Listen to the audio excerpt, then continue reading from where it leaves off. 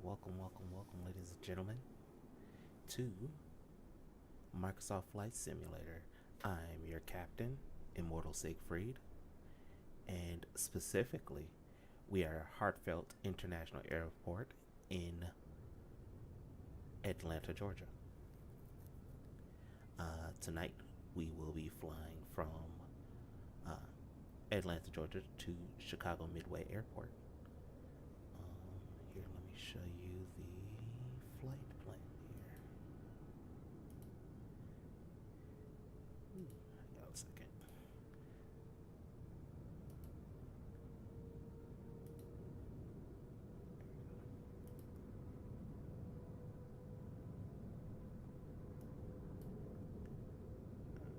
Oh, is it difficult to hear me? Do I need to talk a little bit louder? Is that better?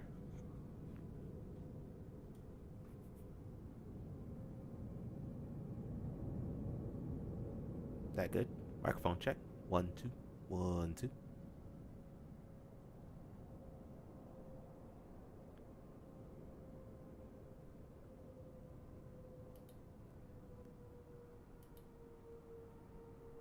Yeah.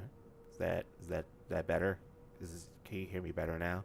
Do I need to turn this down a little bit more? Maybe I need to turn the gain down a little bit more. Is that better? Still can't really hear you. Okay. Hang on. Let me try.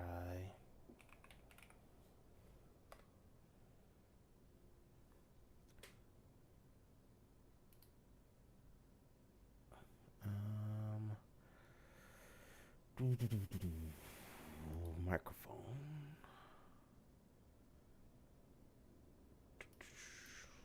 Let's see. I have microphone turned all the way up. Let's see.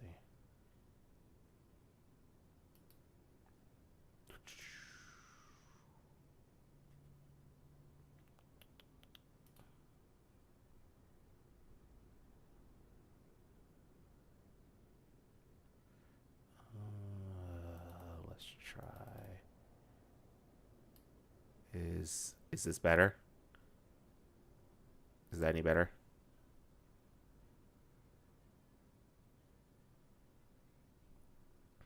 Microphone test the 1 2. Microphone test the 1 2. How about can you hear me better now?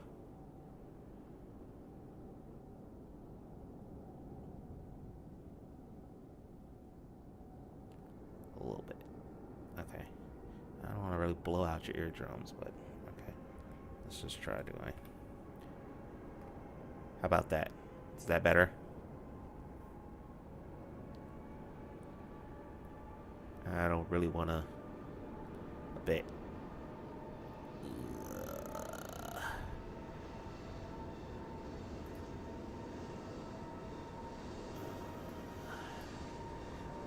Trying not to blow it completely out here. How about now? Is that any better? Good enough. Alright, I will take good enough.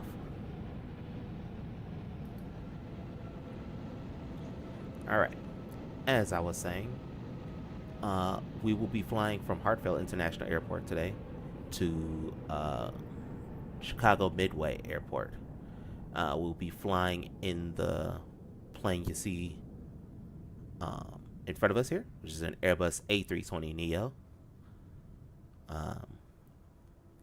That we will get started up in just a second. First, what we're going to do is we are going to look at the flight plan for today. All right. Flights land. Our call sign today will be Delta 2060, and as I said before, we'll be departing.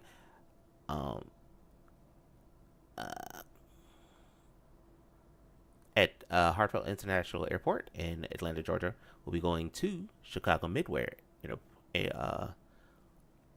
Airport, which is also an international airport. Did not know that. We're looking at an in-air time of an hour and 25 minutes.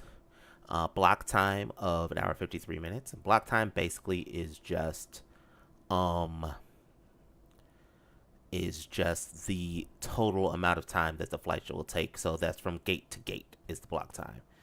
We'll be cruising today at 38,000 feet. We're looking at a passenger count, quote unquote, of 174 people. Our estimated takeoff weight will be 65,327 kilograms. And we should be taking about 9,000 kilograms of fuel. So our route will be kind of leaving from Atlanta, Georgia, flying through Tennessee, through Kentucky, through Indiana, at which point we will kind of loop around, and I'm going to zoom in so we can see here. We're going to kind of loop around, come out over the lake, and then straight in to Midway. We're expecting to be landing at Midway's runway 22 left. So that kind of runs in this-ish direction. On a compass heading, it'll be 220 degrees, which is kind of like a southwesterly kind of direction. So, with all that said, let's go ahead and hop in the cockpit. Beyond ATC connected. Thanks for that. Let's go ahead and hop into the cockpit and get our plane started up.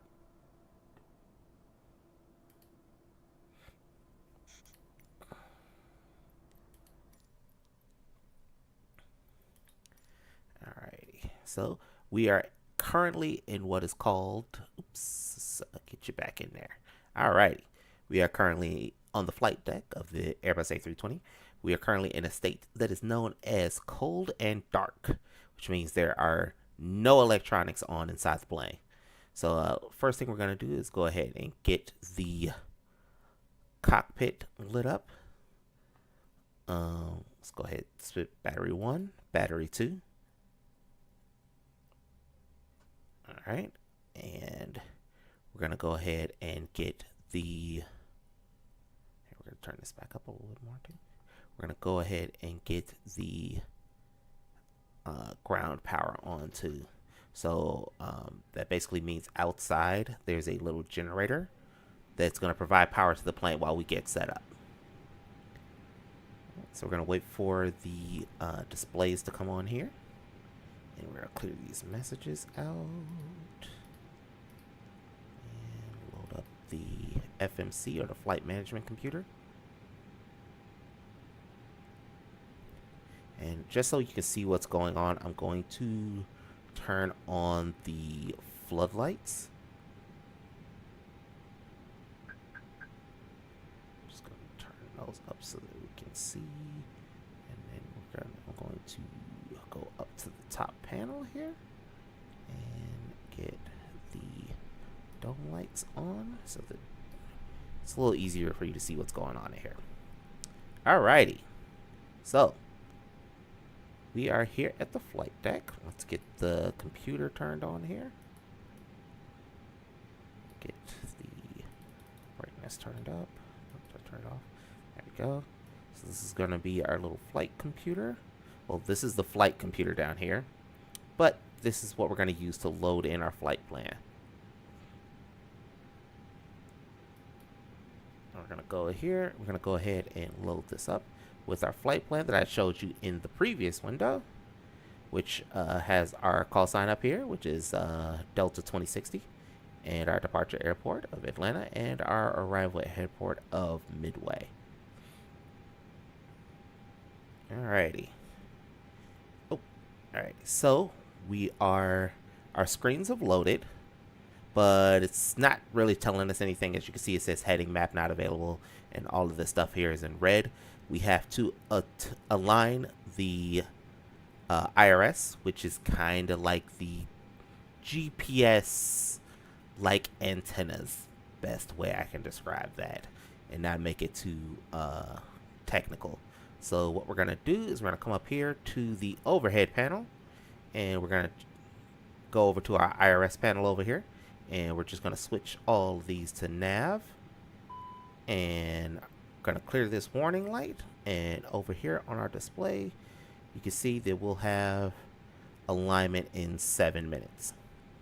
So while that does that, we are going to set up our flight management computer. So we're going to come down here. We're going to go to int here, and we're going to press this, and it'll load in our flight plan. So we see it goes from ATL to KMDW, which is Midway. We're going to click over to, we're going to press the flight plan here. And as you can see, we have our starting, and then every waypoint that we hit, that we'll hit while we fly towards Chicago. I'll clear that message right there so you can see better. But see, we have ATL here, Midway here, and these will just be the waypoints that are along the way. Alright. What we can do now is we're going to flip this to Q and H, because that is what we use here in the United States. And we will get the radio on. We're going to press that and pull that up. And we turn up the volume, and we should start to hear radio chatter in a little bit once we tune into the ground frequency and things. We will do that in a minute. We're going to check the weather in just a second. First, let's get loading starting here. So we're going to go over to here, get our play load, and we're going to hit sim brief so we can pull all that information in. We're going to go, it loads 6005, but I want to carry a little extra fuel, so I'm going to change this to 9, just in case we have to do any types of go-arounds or anything like that.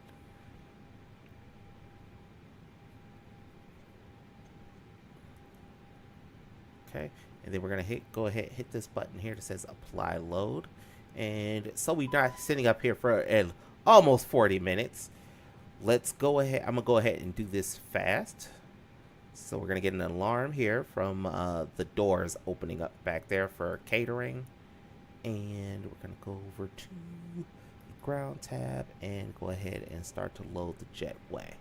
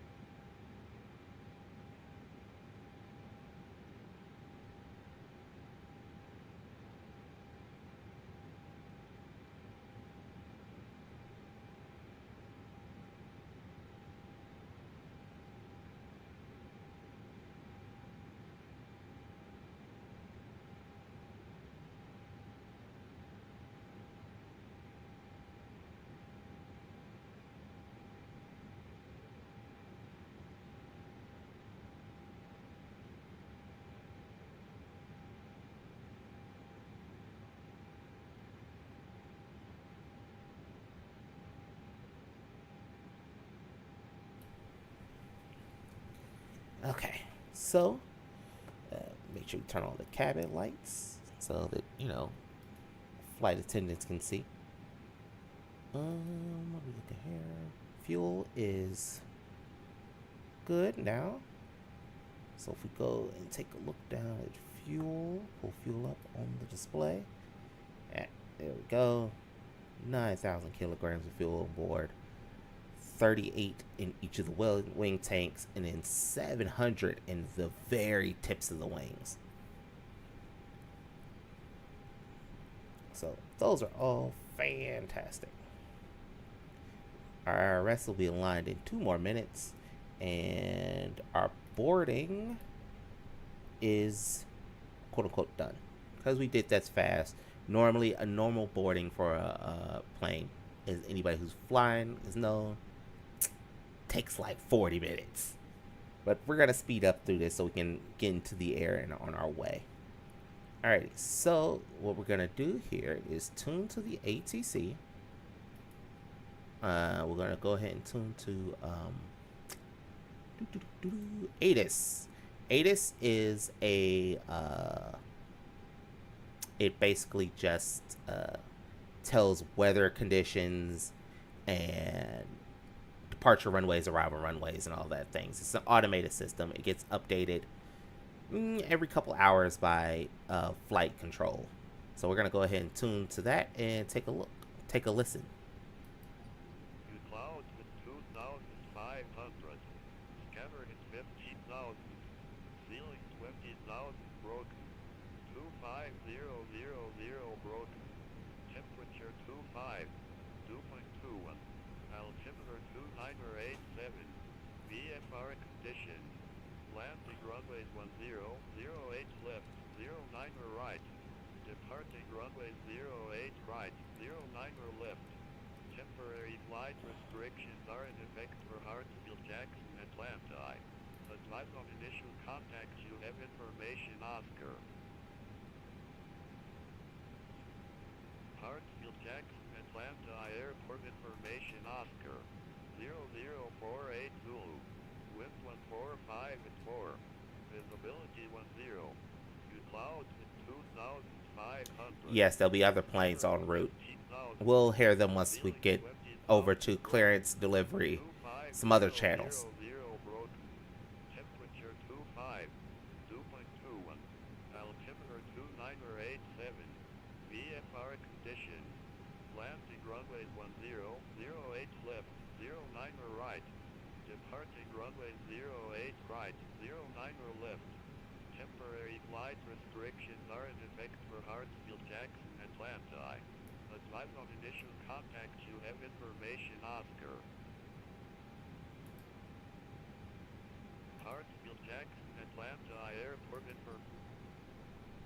Delta 955, ready for IF or clearance to McCarran Airport.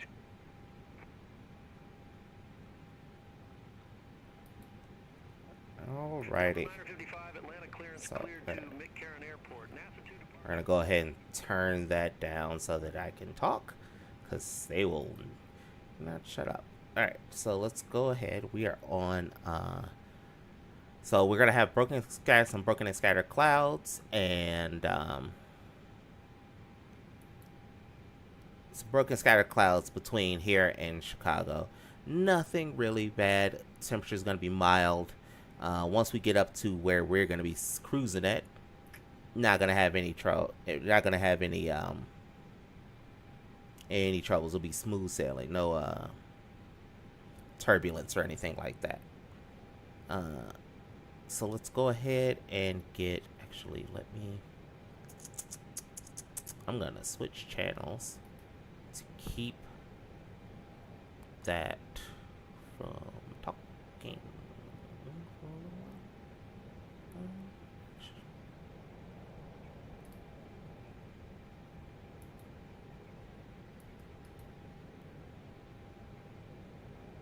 Oops. Nope, I didn't want to do that. Okay. I'm gonna switch to.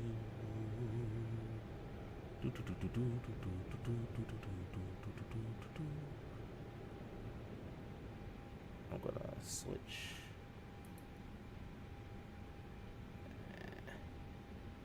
Just gonna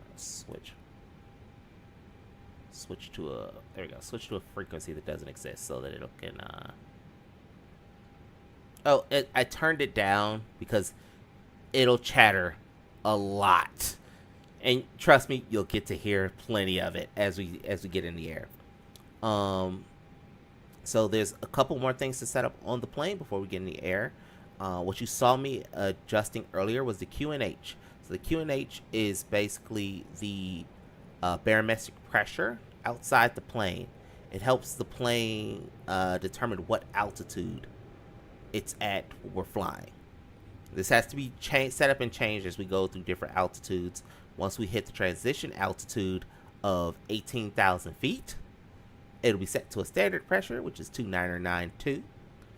And that's pretty much what everybody above 18,000 feet will be set to, so that all of our planes believe they're at the same like variance of altitudes, if that makes sense. We have to finish setting up our flight computer now that we're loaded up. So we're going to go over here to the fuel plan. Where we're going to enter our gross weight. We're going to be climbing to flight level 380, which is 38,000 feet. We need to enter our gross weight, which is right here. And the gross weight gets entered into the computer as a decimal. So our gross weight right now is 68,557 kilograms, which we will 38,000 feet. 380. So we'll be entering 68.5 for our gross weight. 68.5. All right, and that gives us our zero fuel. It auto-fills our zero fuel weight, which is 59.5. We can just go and check that's correct, because our zero fuel weight will be right here, which it is indeed 59.5.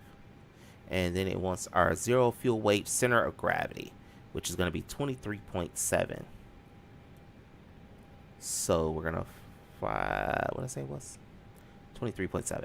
So we're going to enter actually, take that back. We're going to hit /23.7, and we're going to put that there. Alright. Now, one more thing that we got to do before we can start to get out of here is get our... We're going to go back to flight plan because I don't at least put that in next. Next thing we got to do before we get out of here is to get our clearance. So basically, our flight plan gets filed with ATC. And then after that, they will give our clearance, which is basically... what runway we're going to be taking off to, what altitude to expect once we take off, any headings or like sky highways we have to get onto after we take off. So we're going to get that right now. So let's go ahead. I'm going to turn this back up so that you can hear it. And we're going to go ahead and tune back into clearance. Delta 1230 for heavy Atlanta clearance, cleared to Miami. Bang tree departure with the luck transition, then as filed. Maintain 5,000. Departure frequency 1 tree point for 75. Squawk 1 for tree. Cleared to Miami. Bang tree departure with the luck transition, then as filed. Maintain 5,000. Okay. Departure frequency. I have to wait for him to finish talking before I can come on to frequency and get my frequency, or get my clearance. Delta 1230 for heavy, read back correct. Contact ground 121.65 when ready for push or start. We'll contact ground 121.65 when ready for pushback or engine start. Delta 1234 heavy, thanks. Delta 2060 with Oscar, ready to copy IFR to Chicago Midway.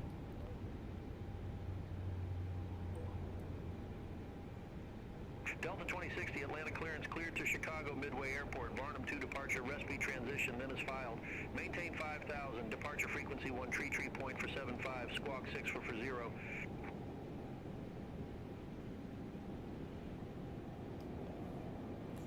Alrighty, we are cleared to Chicago Midway Airport.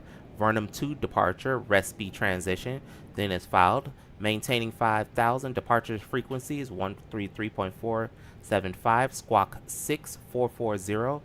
Delta 2060.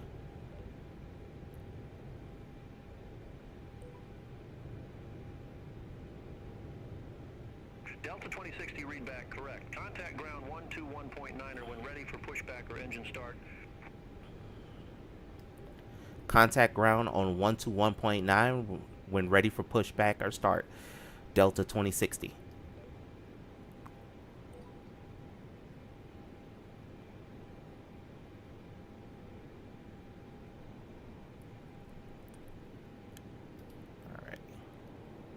We're gonna switch that to a frequency that's not busy. Sky highways. Okay, so to explain that, it's planes don't just fly randomly in the sky. You have to think of it like there's like invisible highways that they take to get around, and that's so that they don't like run into each other. So, for example, for our departure here, we're going to be taking off on runway 8 right, and Varnum 2 departure is basically a like on ramp to one of those highways, and then transition is kind of like when we fly to one of the lanes per se. It's the best way. Driving analogy is the best way I could put that, if that makes sense.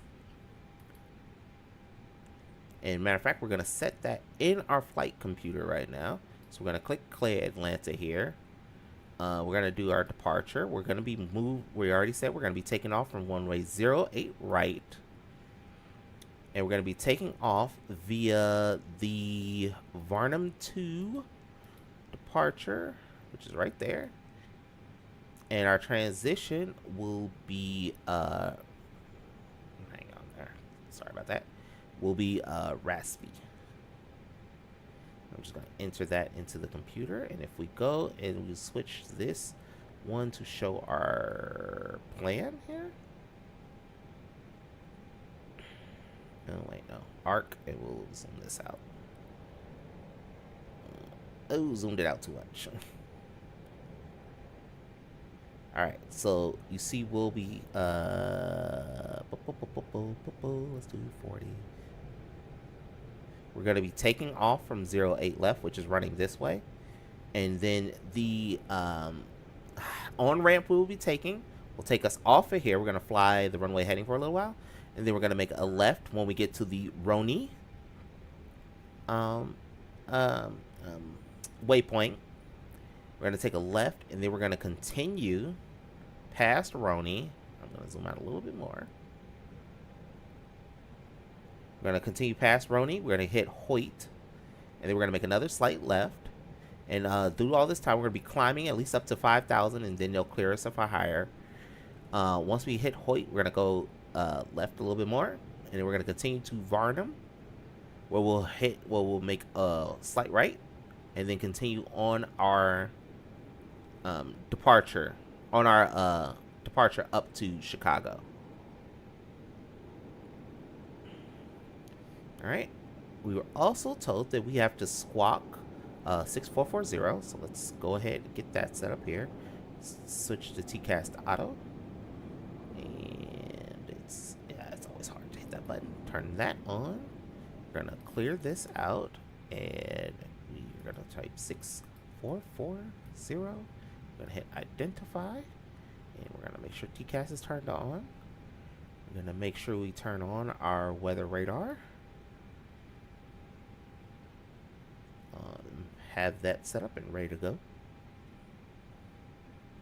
And the last thing to do now that we have that set up is to get our takeoff calculations, which we're going to sync from the flight management computer. So we're going to be taking off from runway 08 right, which has a heading of 90. Surface is dry because it hasn't rained today. Wind is going to be 5 knots at coming from 150, so there's going to be a slight crosswind, but nothing major.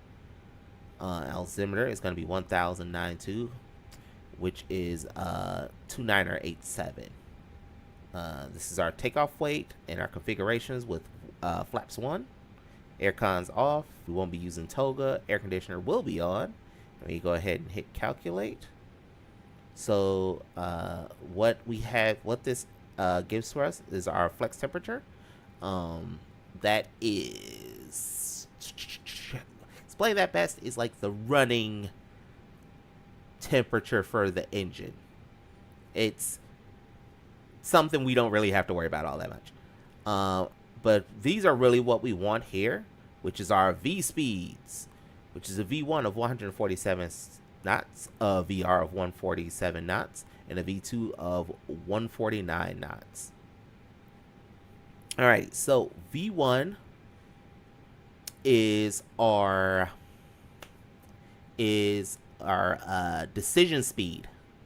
So if something goes wrong, as long as we are we at 147 knots, if anything goes wrong, we can still safely reject our takeoff and come to a complete stop on the available runway. VR is our rotation speed. So that is when I will pull back on the yoke, on the side stick. Sorry, Airbus has a side stick and not a yoke. I will pull back on the side stick and lift the nose into the air, and we will take off from the one runway. That's at VR. V2 is the absolute last point where we can reject the takeoff. If after 149 knots, we must take off. There is not enough runway left to bring the plane safely to a stop on the runway at V2. So if we get to 149 knots and something goes wrong, we are going skyward. There is no option there. Alrighty, so we know those. We know we've done that calculation now. We need to let the computer know what those calculations are. So I'm going to send that to the computer. We're going to go over here. We're going to go to preferences. We're going to confirm data, and takeoff data was put in. So we have our V1 speed, rotation speed, and our V2 speed. Our transition altitude that I told you before, that's where we just transition over to standard barometric pressure. That'd be at 18,000 feet.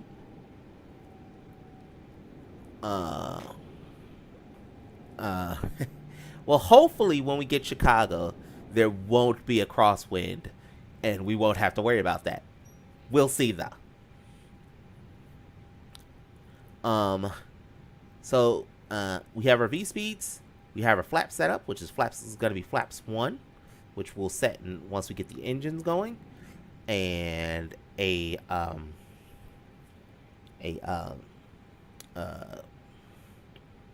want to call them rudders.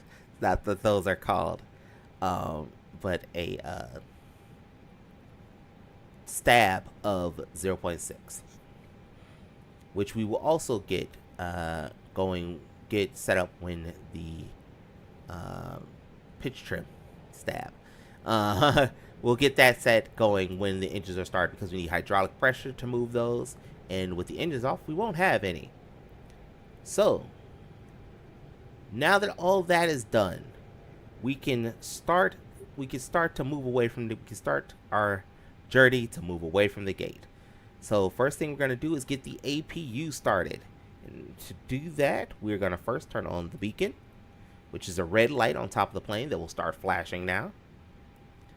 We're going to turn on the fuel pumps, which I'm just doing now. There's a lights off system in the Airbus. Yeah, no option.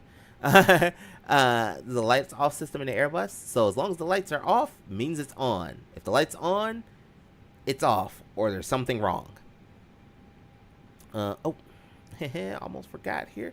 Let's arm our emergency lighting. Come on. Armed. And then let's turn on the no smoking sign. And the seatbelt sign will turn on to auto. Alrighty.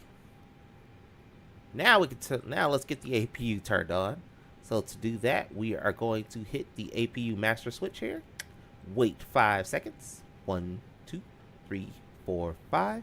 And then hit the APU start button there. And then we're going to go down here where we see we have the APU information up. Now the APU is a small jet engine that lives in the tail of the plane. So all the way in the back. And it also provides power and airflow that's needed to start the engines. So as you can see, it just popped up and said flap open. That is the exhaust flap that opens up all the way in the back of the plane. And as you see here, we're going to get EGT coming up. That is engine temperature. That's going to go ahead and come up. And N percent is rotation speed. And basically what we're waiting for is this to come back down and stable out. This to stable out. And then for it to start generating voltage here. So we're just going to wait for that.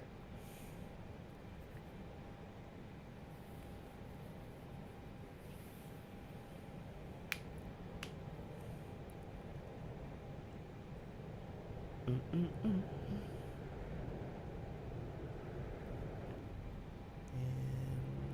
looks like, hey, there we go. Alrighty. So the APU is running now, and we can see that it has switched to available. Fantastic. And then we're going to come back up here and turn on the APU bleed air, which will start the packs. So that's the packs are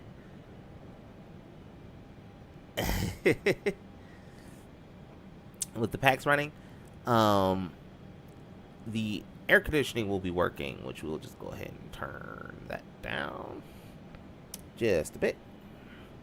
I think it was temperature outside was 68 degrees today, so not 68. It's this point in time, it is outside 23 degrees Celsius, which is more like 75, 80-ish degrees outside. Alrighty. Now that the APU is running, let's go ahead and go to ground here. We are going to pull away the jetway, which is right out there. We can't see it because it is dark outside. And what we will do next is get on the ground frequency and request our push and start.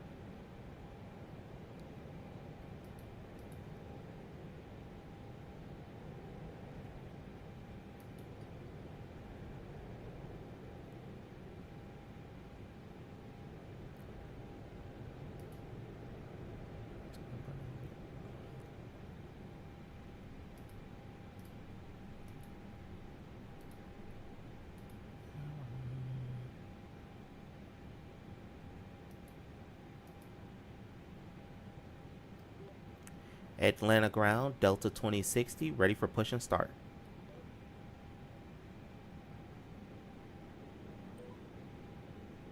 Delta 2060, Atlanta ground, pushback approved, face south. Pushback approved, face south, Delta 2060.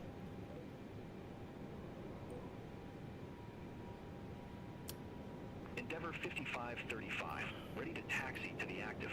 All right. So we're going to go ahead and get Endeavor 5535, runway 8 right, pushed away taxi from via the Foxtrot 5, Foxtrot 2 hotel. pushed a wave here. Runway 8 right taxi via Foxtrot 5, Foxtrot 2, hotel, Endeavor 5535. The tug is going to come around up to the front here, lock into the nose wheel, and push us back. Delta 2265 heavy, Atlanta ground, pushback approved, face northwest.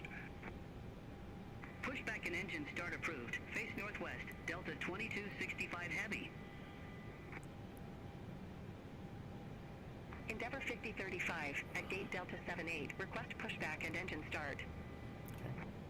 I'm going to release the parking brake. Endeavor 5035, Atlanta ground, pushback approved. All right. Face northeast. We're pushing away from the gate Pushback here. and engine start approved. Face northeast. We're going to go Endeavor ahead and get the 5035. engine started here. So I'm going to move the engine start switch to the start position. And then hit the master for engine 2. And we'll start to see engine 2 come alive over here.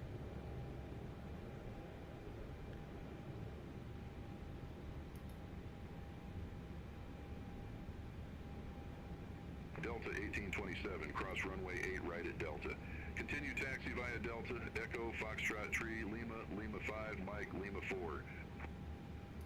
Cross runway 8 right at Delta. Continue taxi via Delta, Echo, Foxtrot 3 Lima, Lima 5 Mike, Lima 4 Delta 1827. Delta 779 at Gate Bravo 182. Request pushback and engine start.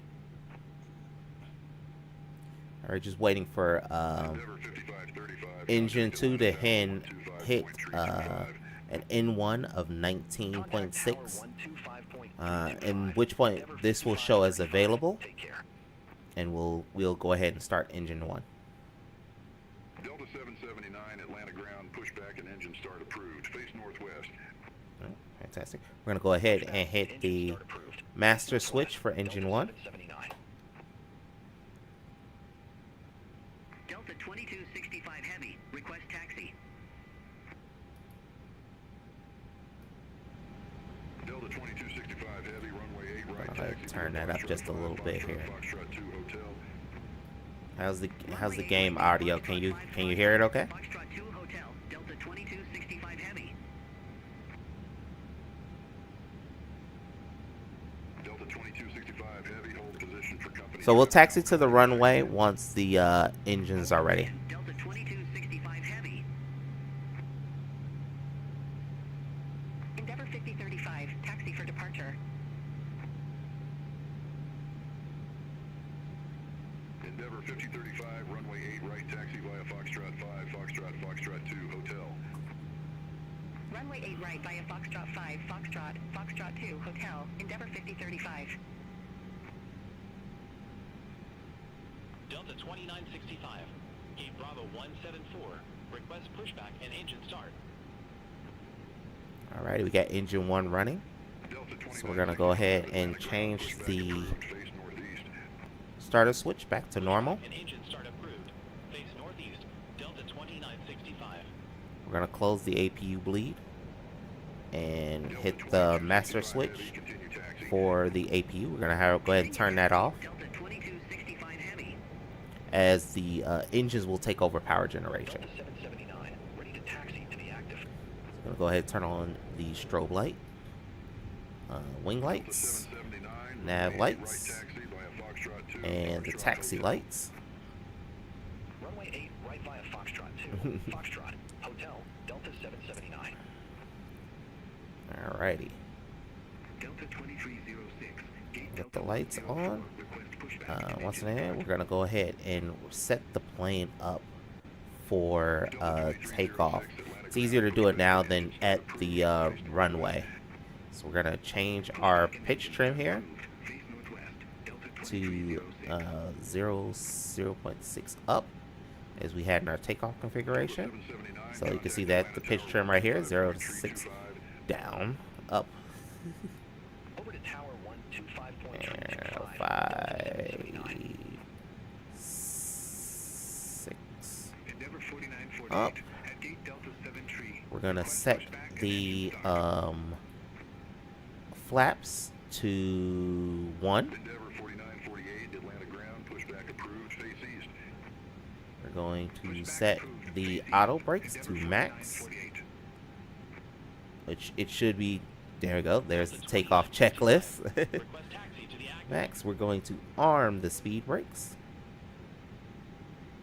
Endeavor 5035, contact Oops, Atlanta and then we're going to go ahead and press the takeoff test button, which comes out to normal. So we would technically be ready for takeoff. So let's go ahead and request our taxi to the active runway. Delta 2965, runway 8 right, taxi via Foxtrot 3, Foxtrot 2 hotel. Runway 8 right via Foxtrot 3, Foxtrot 2, Hotel, Delta 2965. Delta 2060, ready to taxi to the active. Delta 2306, taxi for departure. Delta 2265 heavy, contact Atlanta Tower 125.325. Contact Tower 125.325, Delta 2265 Heavy. Delta 2306, runway 8 right, taxi via Foxtrot 4, Foxtrot 2 hotel. Just waiting our turn. Foxtrot 2, Hotel, Delta 2306.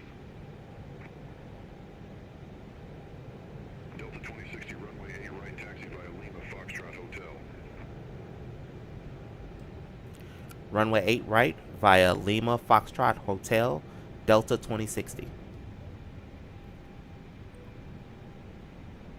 Alrighty, we got our taxi instructions. So let's go ahead and get to taxiing. Alright. So we're gonna go ahead and take off the parking brake here. And give it a little throttle.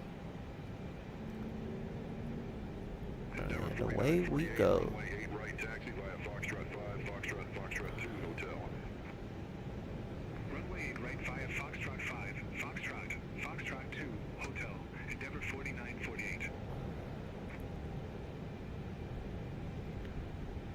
Alrighty. Just gonna spin around here.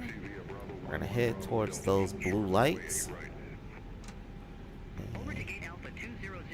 And see the yellow tracks on the ground? That's what we're going to follow. Delta 3071, gate Charlie 12 tree, request pushback. Around here. Delta 3071, Atlanta ground, pushback approved, face northeast. Pushback approved, face northeast, Delta 3071. It took me a little while. I have a couple hundred hours in Microsoft Flight Simulator and a couple hundred hours on type, which would mean like a couple hundred hours flying the Airbus A320neo.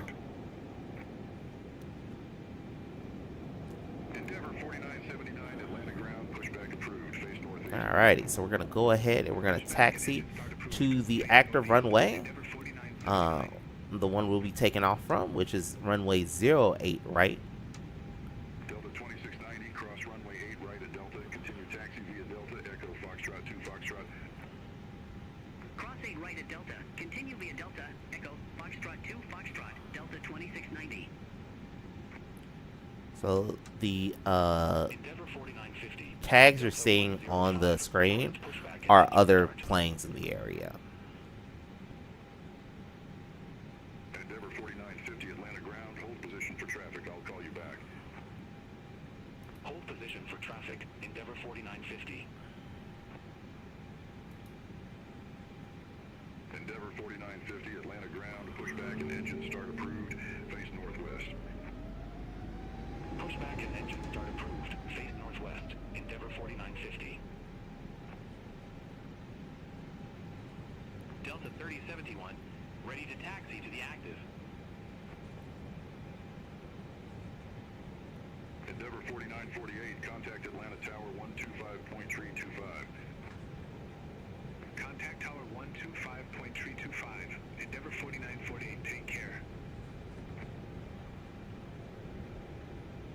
Delta 3071, runway 8 right, taxi via Foxtrot 4, Foxtrot 2, hotel. Runway 8 right via Foxtrot 4, Foxtrot 2, hotel, Delta 3071. Now, I will say that originally, the plan was to fly out of Chicago O'Hare. However, Chicago O'Hare is extremely busy, and I was afraid that we get stuck waiting to taxi for like 20 minutes. It would have been terrible. So, thankfully, this one, Atlanta's not that busy tonight. So, Foxtrot 2, hotel. Runway 8 right via Foxtrot 5, Foxtrot 2, hotel, Endeavor 4979. we're just hoping that when we get to O'Hare, that it's also not too busy. We'll get shuffled into line somewhere and be able to land relatively smoothly without getting sent around a bunch of times, which is why I brought extra fuel along just in case. Foxtrot 2, hotel, Endeavor 4950. Delta 3071, contact Atlanta Tower 125.325.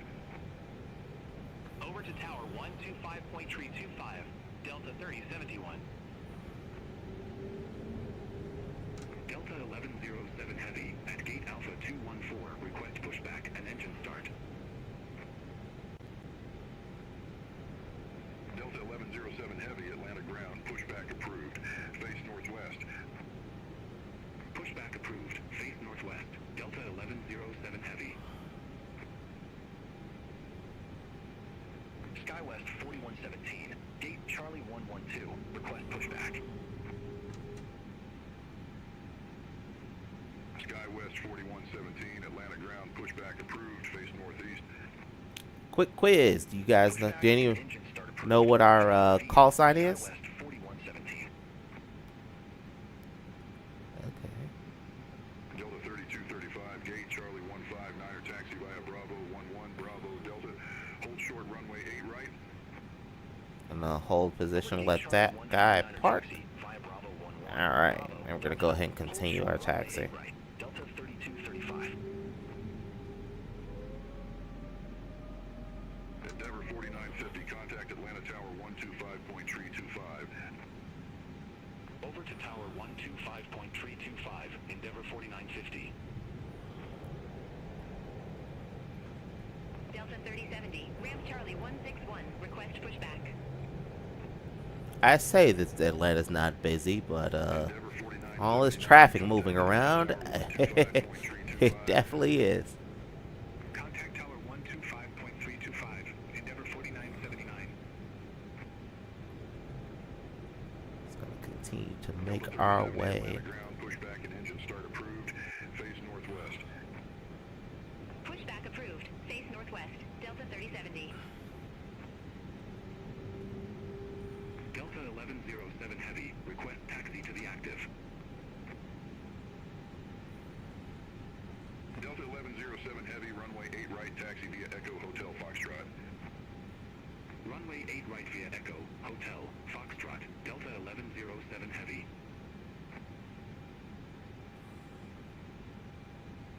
Delta 1393, cross runway 8 right at Delta. Continue taxi via Delta Echo Foxtrot 2, Foxtrot. Cross 8 right at Delta. Continue via Delta, Jesus. Echo, Foxtrot 2, Foxtrot, Delta 1393. Well, unfortunately, because it is. Contact Atlanta Tower 125.325. That was us. Hang on one second here. Tower on 125.325, Delta 2060. Alright. We're going to go ahead and we're going to get set up for takeoff here. Endeavor 4979, runway 08 right, line up and wait. Runway 08 right. And we're also going to, line up and wait. so the, Endeavor 4979. and we're going to turn, go ahead and turn this dome light off here. Yeah, this is a sim, so this is live time. Unfortunately, had we done this stream during the morning, then it'd be bright light outside. So, sorry. Endeavor 4950. Delta 1107 Heavy, holding short, runway 8 right. I let this guy cut in front of us. That's okay. We'll just line up right behind him. 1107 Heavy, number 1 for departure, hold short of 08 right. Roger, hold short of 08 right, Delta 1107 Heavy.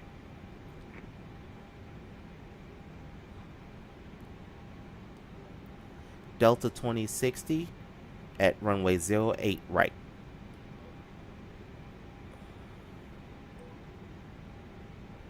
Delta 2060, number 2 for departure, hold short of 08 right. Hold short of 08 right, Delta 2060.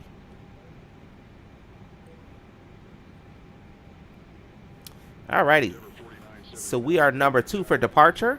So the plane taking off here is going to take off. This one in front of us will be told to line up and wait. And then we'll move up to the hold short line, 07 Heavy, runway 08 right, line up and wait. as he's been told to do. 08 right, line up and wait. We'll move up to the hold short line, and then we'll hold short there. And then once he takes off, we'll be told to line up and wait, and then it'll be our turn. So now we are now number 1 for departure. Contact Atlanta departure. Endeavor 4979. All right, and there is the hold short line there. So we're gonna stop here.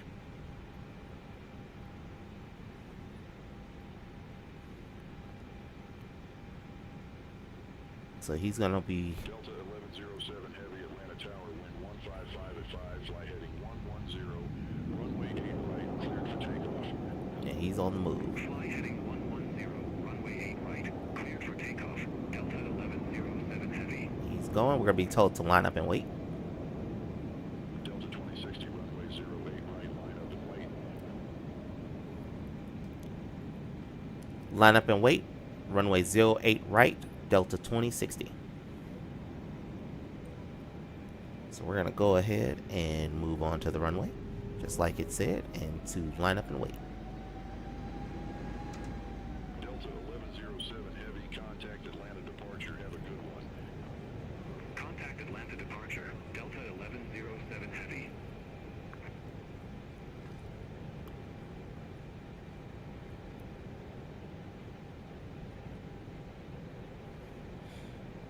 Alrighty, we are gonna be here, line up and wait. Let's see if we get told a heading. Yes, the weather conditions are synchronized with the real world.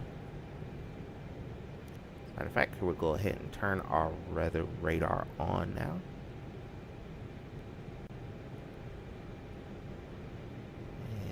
And looks like there's some weather, slight weather down to the south of us, but nothing crazy. Delta 2060, Atlanta Tower, wind 155 at 5, RNF to Roni, runway 8 right, cleared for takeoff. RNAV to Roni, runway 08 right, clear for takeoff, Delta 2060. I might have jacked that up. Oh, nope, we're good. Alrighty, clear for takeoff. Holding short. Runway So we're gonna go ahead and get on the roll here. Delta 2144, number 2 for departure, hold short of 08 right. Roger. Hold short of 08 right. And we are on the roll. 44. Alrighty. Delta 2144, runway 08 right, line up and wait. 80 knots. Line up and wait. Runway 08 right. Delta 2144.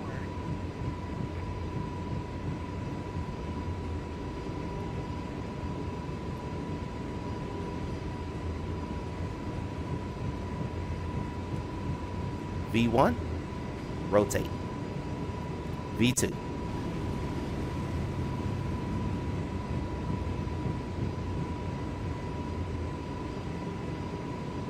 Positive climb, gear up. SkyWest 4117. Ready for departure. Runway 8 right. Gears coming up. Delta 2144, Atlanta Tower, wind 155 at 5, RNF to Roni, runway 8 right, cleared for takeoff. Gears stowed. Runway 8 right. Arctic to Roni I. Cleared for Alright, takeoff. we're gonna go ahead and look at our flight director here. Just telling us where to go. We're gonna continue our climb. We're gonna level off at 5. So it wants us to put our thrust levers into the climb detent, which we've done. It wants us to level the plane. Departure on 133.45, Delta 2060. Good night.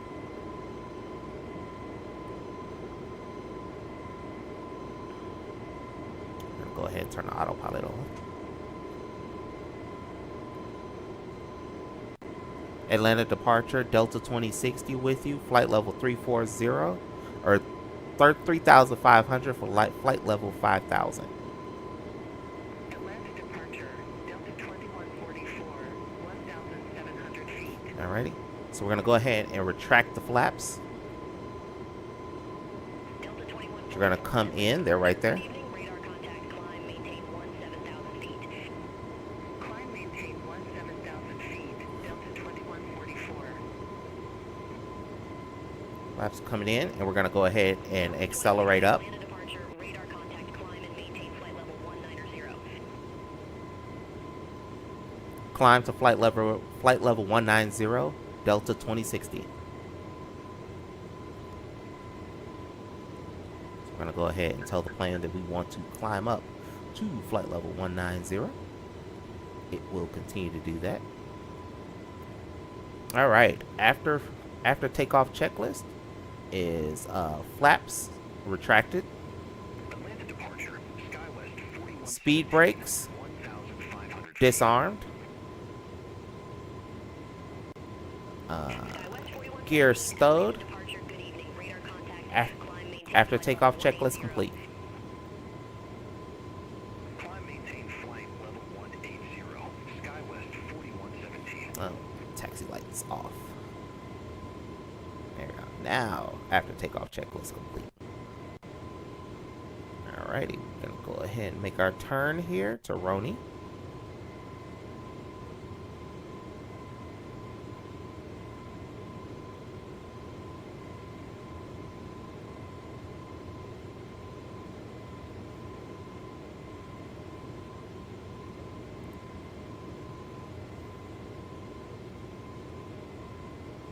Alrighty.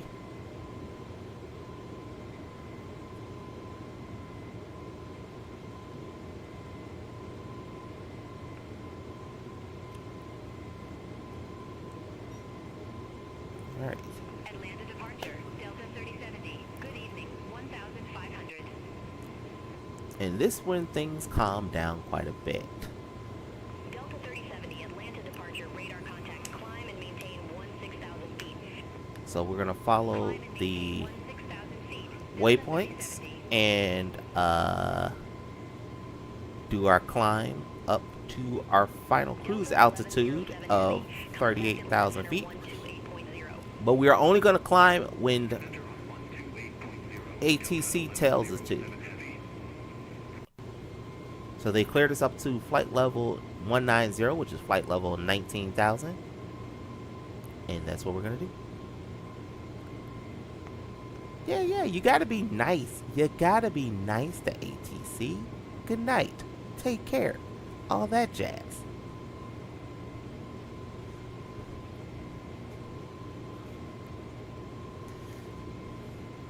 Yep. And weather radar is matching, showing us some scattered clouds, which we can see out the window. And if we look out to our left here, you can see Atlanta. Enjoy it, boys, because we won't be able to see this for very much longer. Atlanta departure, Delta 3079.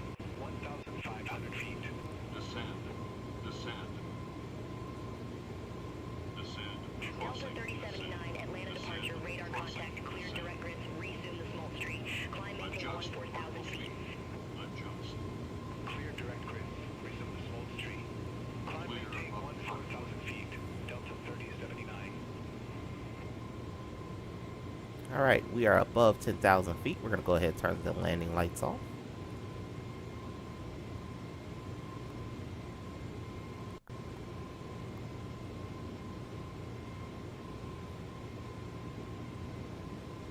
And also above 10,000 feet. So we're going to go ahead and accelerate up to 290 knots.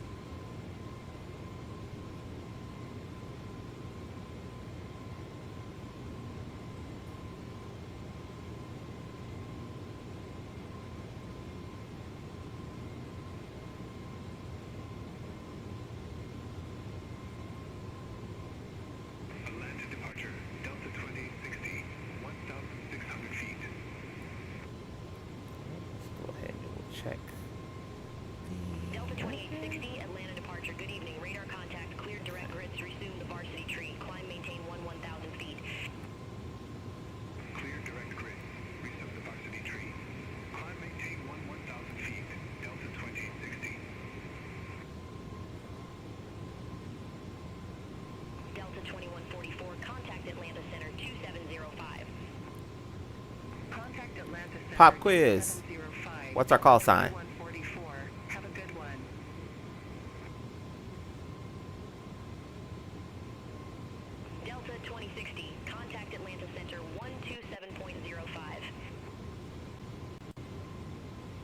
Atlanta Center on 127.05 Delta 2060. Good night.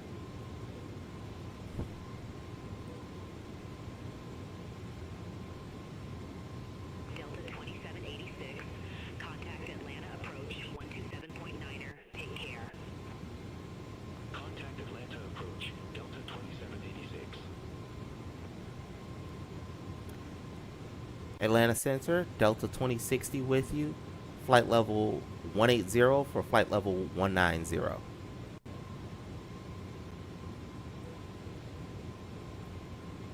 2060, Atlanta Center. Climb, maintain flight level 380. Climb, maintain flight level 380, Delta 2060.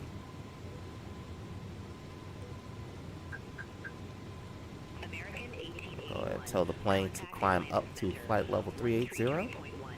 Take care. Contact Atlanta Center 133.1. American 1881. Thought I turned those tooltips off, but apparently Atlanta Center, not. SkyWest 4117 through 15,500 feet for flight level 180. Skywest Can't say that I've flown into 4117, any Atlanta Center. birds. Good evening. Climb and maintain flight level 360. No.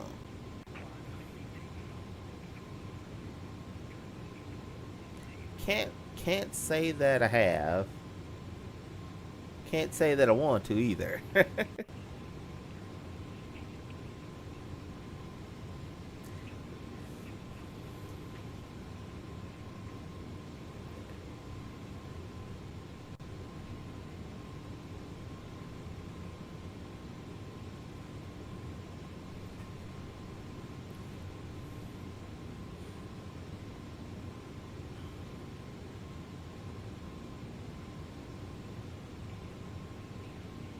Yeah, no, never flown into any birds or anything like that.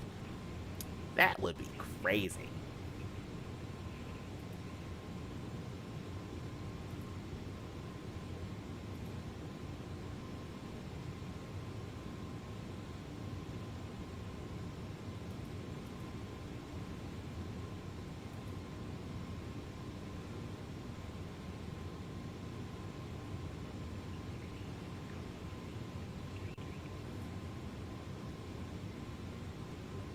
Atlanta Center on 133.1 for Delta 2060. Good night.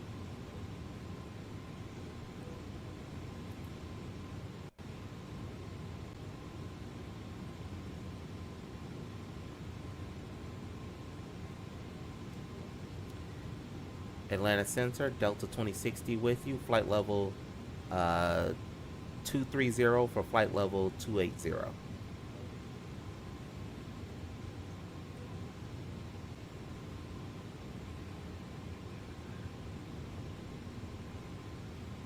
Alrighty, and then this is just so you know what to expect. We're gonna go ahead and climb up to our we've been cleared up to our cruise altitude of flight level 380 or 38,000 feet. We're gonna go ahead and climb up to that. If you look down here on the map, this blue line is where we will hit the top of our climb. So that's where the flight computer estimates that we will hit 38,000 feet. From there, we will be cruising towards Chicago Midway, and we'll just be handed off from controller to controller until we get there. Our call sign is Delta 2060. So if you were I'm not 100%. I'm gonna watch this back later to see how the ATC traffic came through.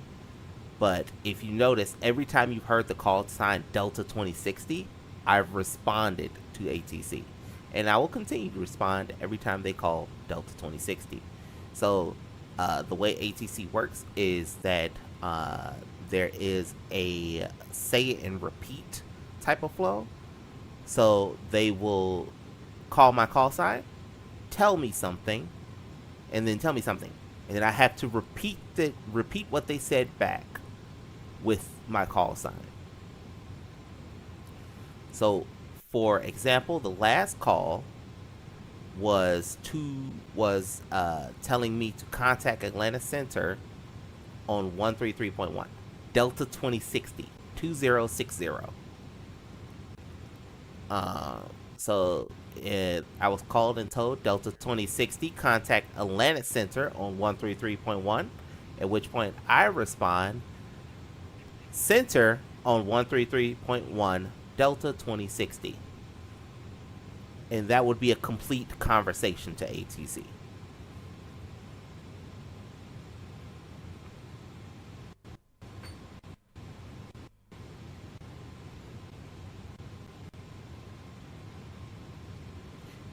If I get something wrong,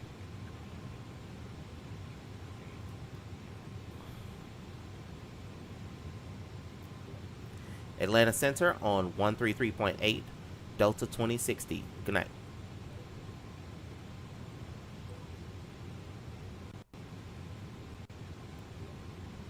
Atlanta Center, Delta 2060 with you. Flight level 27.274 for flight level 380.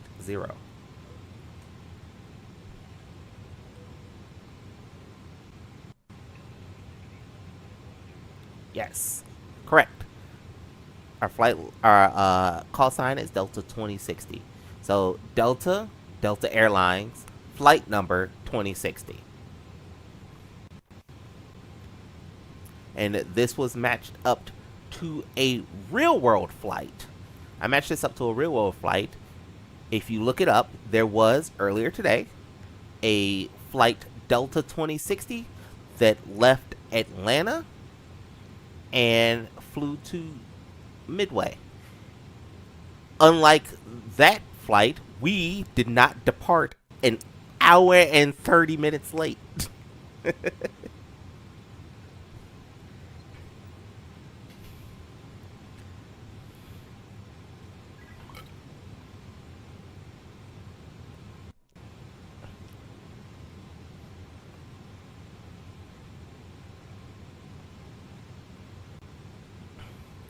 Alright, and now there's there is some kind of little lull here. So what I'm gonna do is I am going to turn on some music for us that plays softly in the background.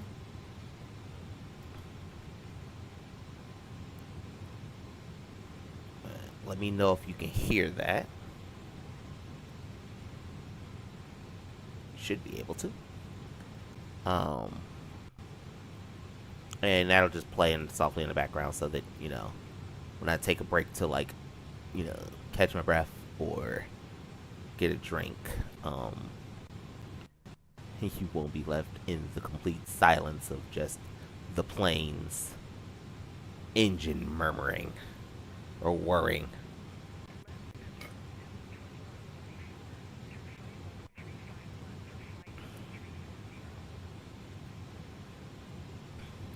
Yes, it can be difficult, which is why I write down my calls. Write down my call sign.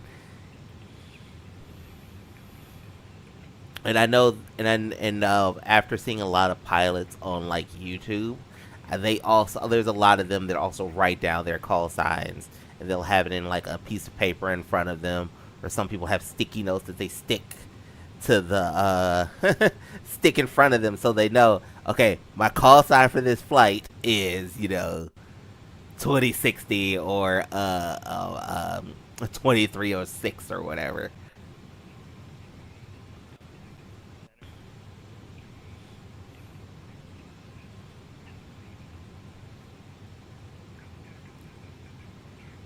Yeah, late as hell. Late as hell. And they did not make that time up in the air. They still landed, I think, an hour and 11 minutes late. I plan to not do that. We'll be landing on time today.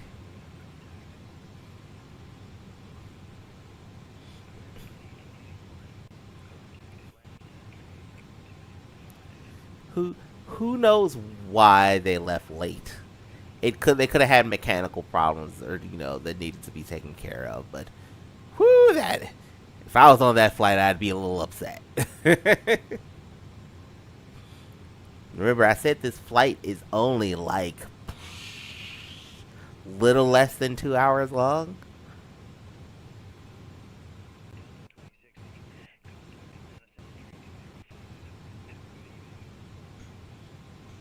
Okay, I'll turn that up in just a second.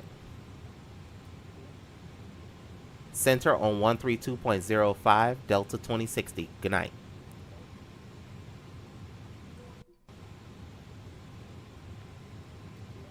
Atlanta Center, Delta 2060 with you, flight level 330 for flight level 380.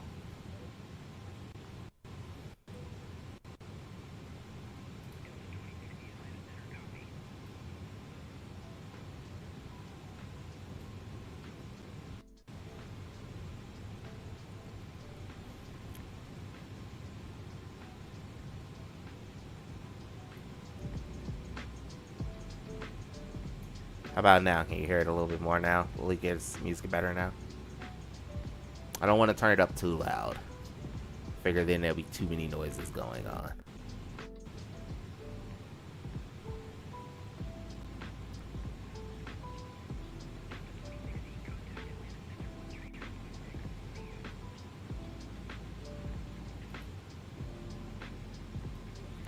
Atlanta Center on 133.6 for Delta 2060. Good night.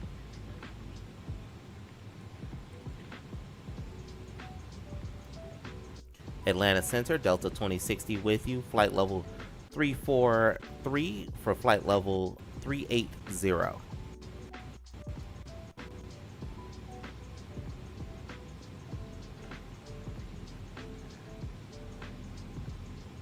Yeah, there's a bit of latency in the stream. Nothing really I can do about that right at this second.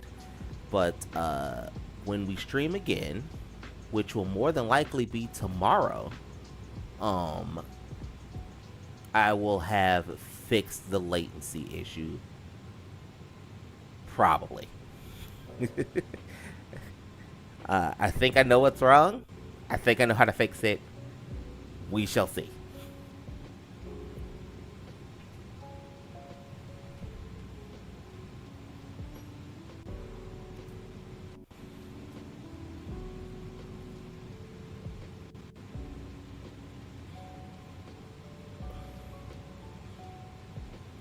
Go for it.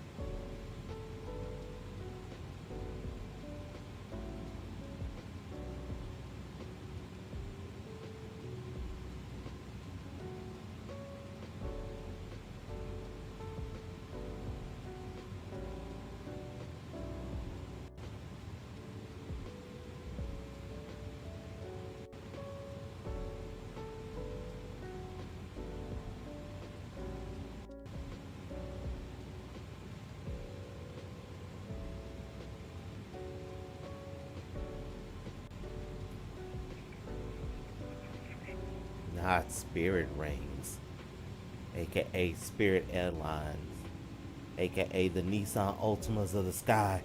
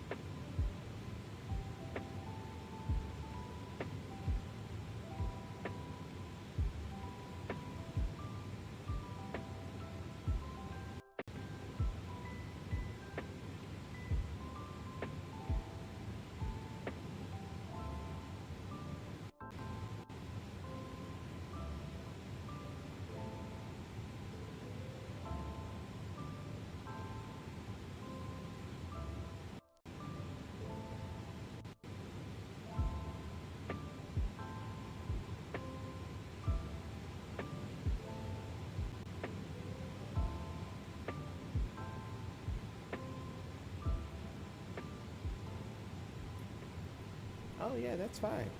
Um, we will be doing this again tomorrow. Um, if that's okay.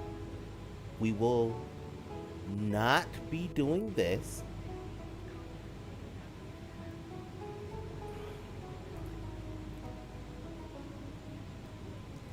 Indianapolis Center on 121.325 for Delta 2060. Good night.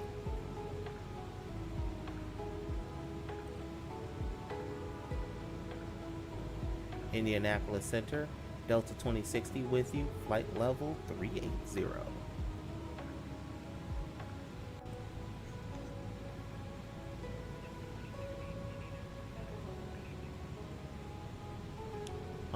We will be doing this tomorrow.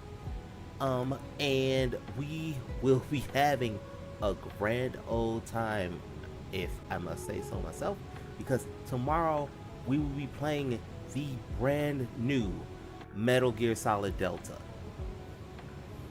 So that's gonna be a fun one. We're gonna be able to go and dive right back in to a Metal Gear game that we haven't played in quite a while.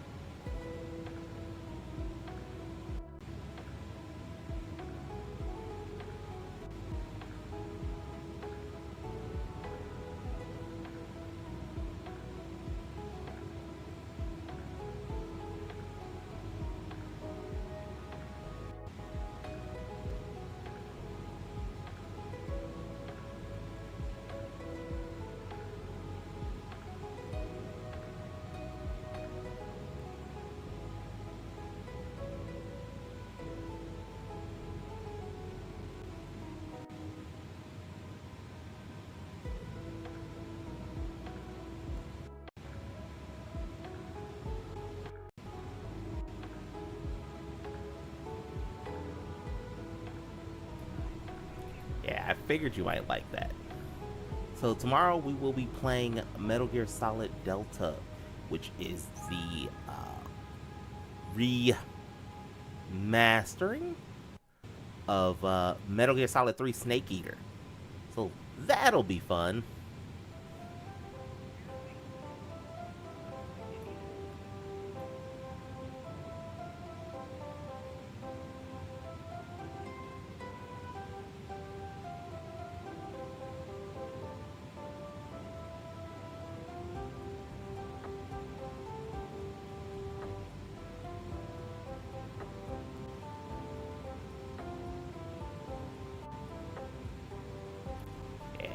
Yeah, it's gonna be fun. I can't wait to play it. Also, maybe this is a maybe because I don't know yet. I might also be picking up Silent Hill F, which is a brand new Silent Hill game. So that might be pretty good. I haven't decided on that one yet because there's that one coming out, and then next week we have Ghost of Yotei coming out, which is the sequel to Ghost of Tsushima. So there's a lot of good stuff coming out. I don't know when I'm gonna have time to play it all, but I will find the time.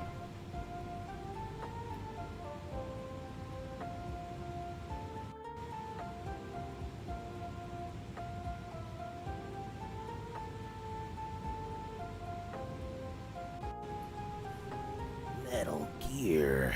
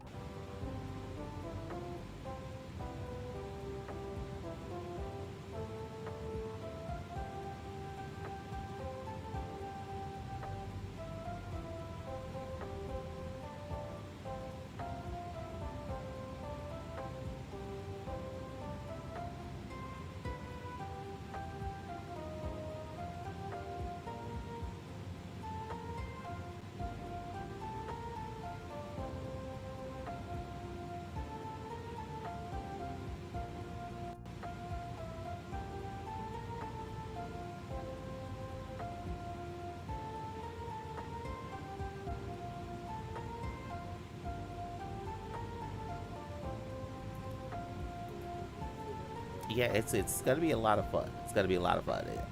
It won't be. So I'm doing this on my computer. Metal Gear will be streamed from my PS5 tomorrow. So yeah, it's gonna be a good time.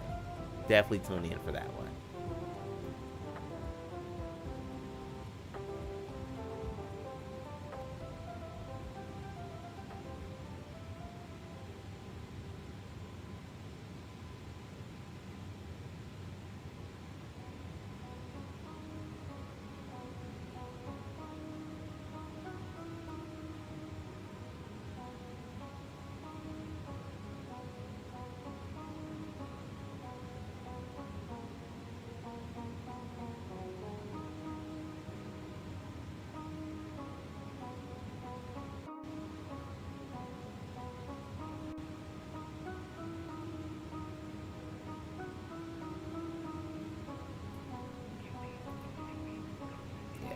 Definitely will be making the time.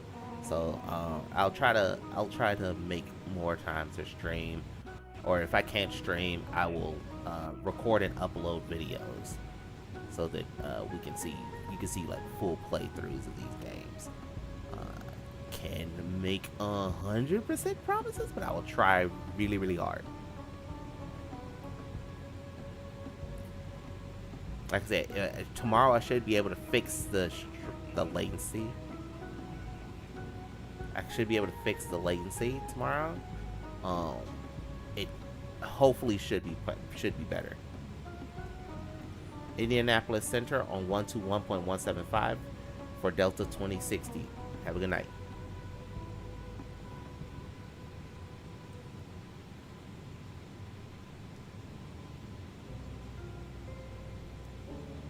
Indianapolis Center, Delta 2060 with you, flight level 380.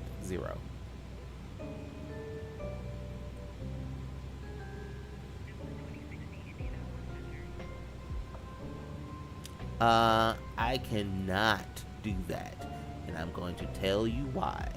Because of copyright. So if I play some Digital Underground, chances of YouTube copyright striking it, or at least claiming the video, will be high. So right now, just some innocuous lo-fi music, so that we could I could play it.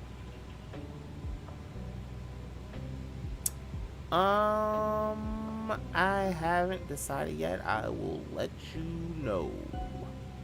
It might be more afternoon than this late.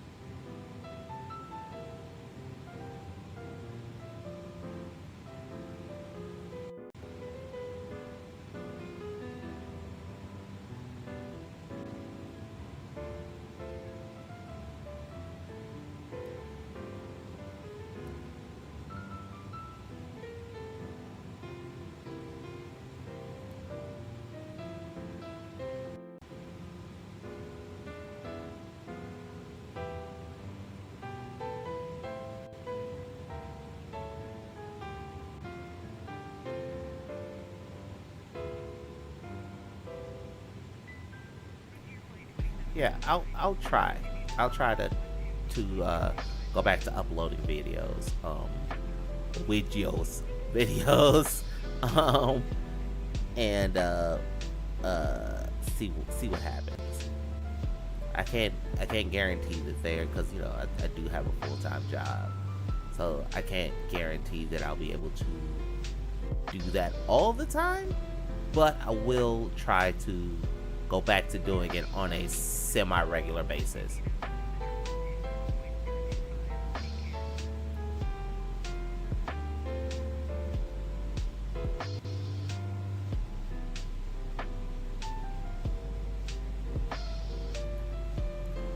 Also just looked, and it looks like we are within 320 nautical miles of Chicago, so we should be getting our descent clearance,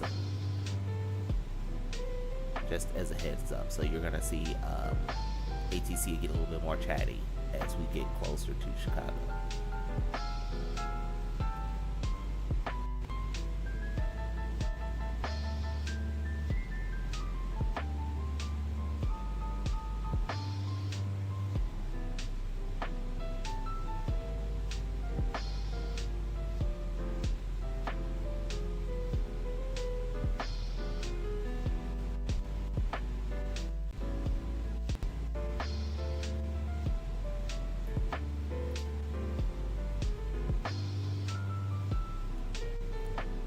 Indianapolis Center on 124.625, Delta 2060.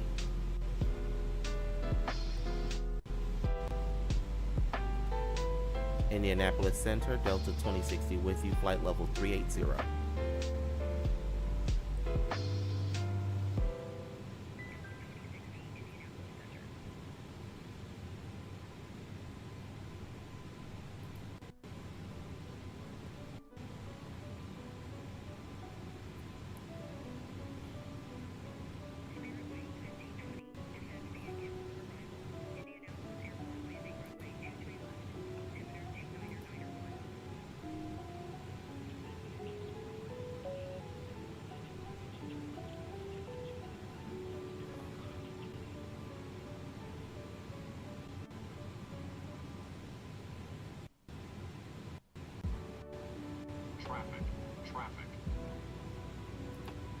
Uh-oh. Maintain vertical speed. Okay. Maintain. Alright, we're getting close to something here. That's our TCAS going off. That goes off when we get close to other planes. It'll issue a directive after calling for traffic. So I just called traffic, and then it told me to maintain my altitude. So that's what we're going to do until it says clear of traffic, unless it gives me a definite climb or descend. So we're just going to wait and see what it says to do.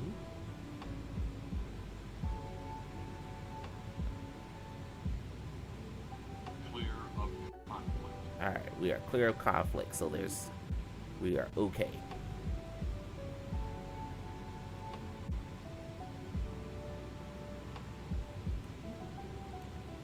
Just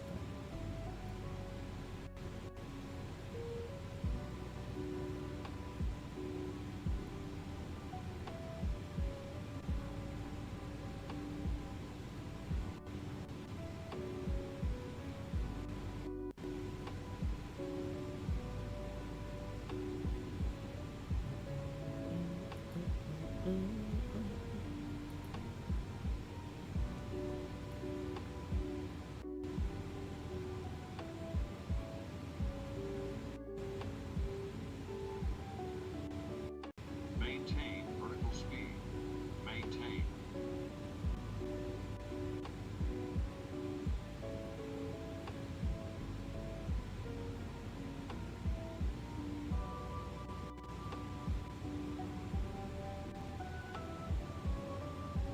Clear of conflict.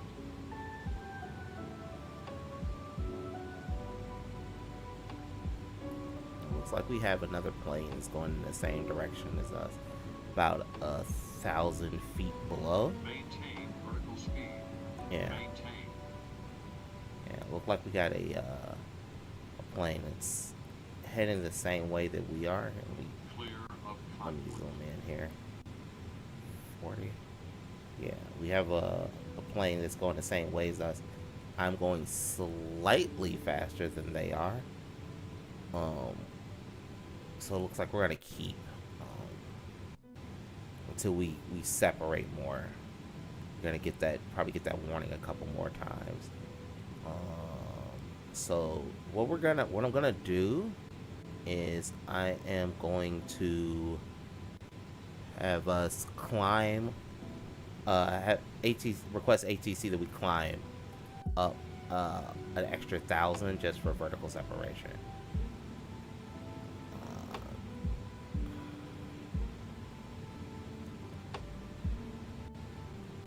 Indianapolis Center, Delta 2060, requesting flight level change to 390.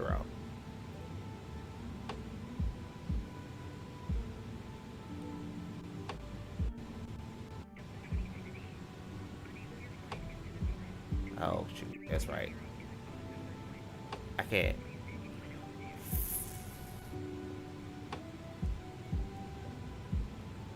Cancel altitude change flight level. Cancel altitude change Delta 2026.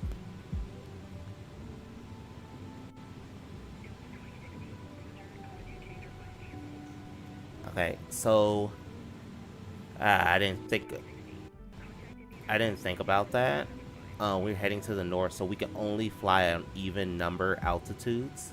So I could only go up to flight level 400, which is outside of this, is above the service ceiling for this plane.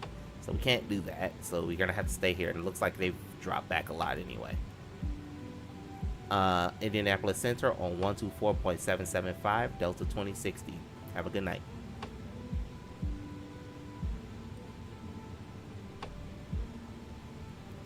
Indianapolis Center, Delta 2060 with you, flight level 380.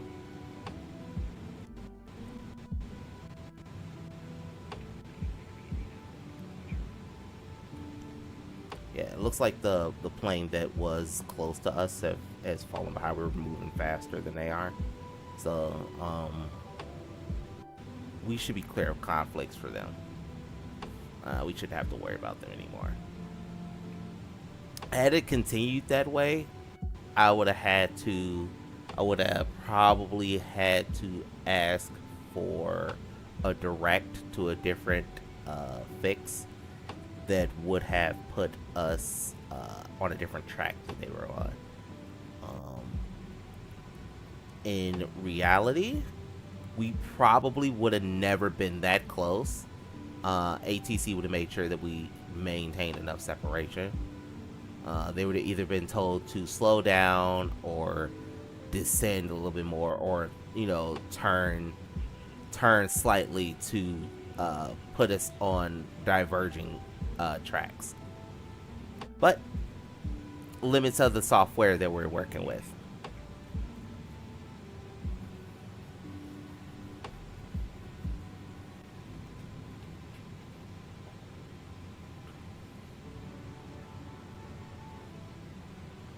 All right, we are now within 120 miles of our top of descent, which is, if you look on the display here, is this white arrow that kind of comes and points down.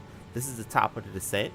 This is where we will start our descent down towards Midway Airport. Before we get here, we will probably hear from ATC telling us what our arrival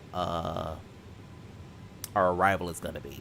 So think of that as the exit ramp that leads down to the runway.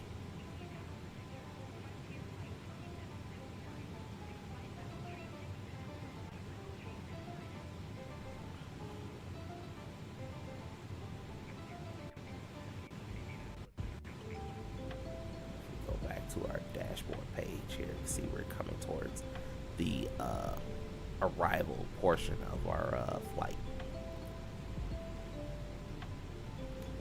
We are expecting, if I go back and look at our flight plan here, we are expecting to be landing on, we're expecting flight, or runway 22 left is what we're expecting. Now, what we're going to get? Maybe. We could also get a different runway. Depends on what's going on at the airport when we get there.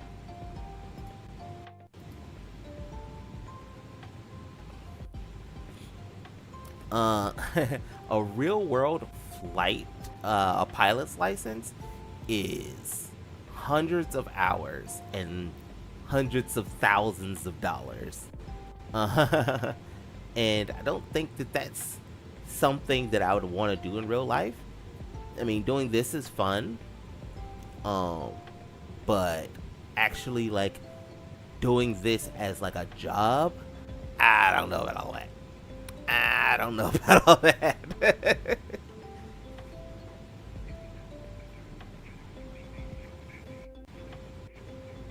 And not to mention, like, even playing this simulator, I take a lot of shortcuts that you could not take in real life. Like, I should have, like, flight charts in front of me and, like, actual, like, long checklists that I should be taking care of. I should be doing like a briefing right now. Like, if there was a co-pilot, I should be doing a briefing talking about, okay, here's what we're expecting when we get into Chicago. You know, here's the approach that they're probably going to have us fly and all that jazz, and like what we'd be doing in certain situations. I could, but I don't want to. I just, when something's not your bag. Like I said, I have fun doing this, but for real life, this is not my thing.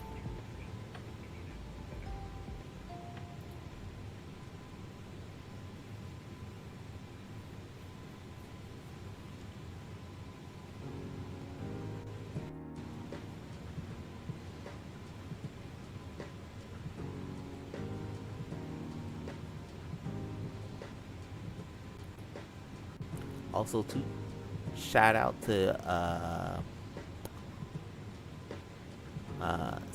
Lo-Fi and Chill for the or not Lo-Fi and Chill, Sakai for the playlist of of lo-fi persona music that's currently playing. So we have a mixture of songs by Lo-Fi Leah and Marquise.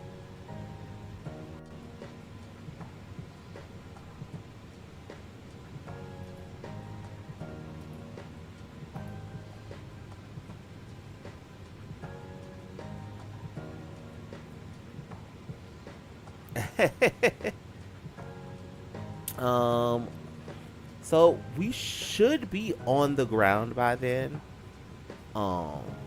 If not by then, pretty, maybe a few minutes after 10, we should be on the ground in at I keep saying O'Hare, Midway.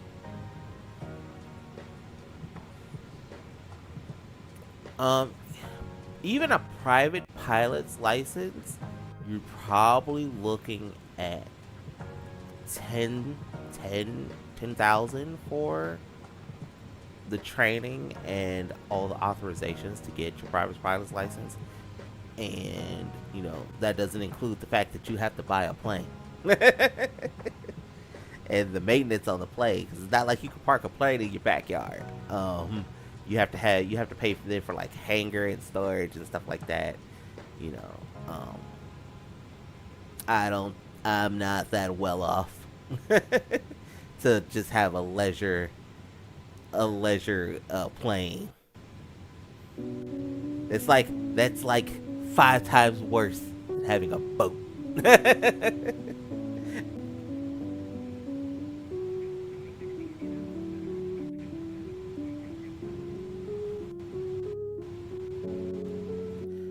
Alright, we'll expect Fisk 7 and 22 left for Delta 2060.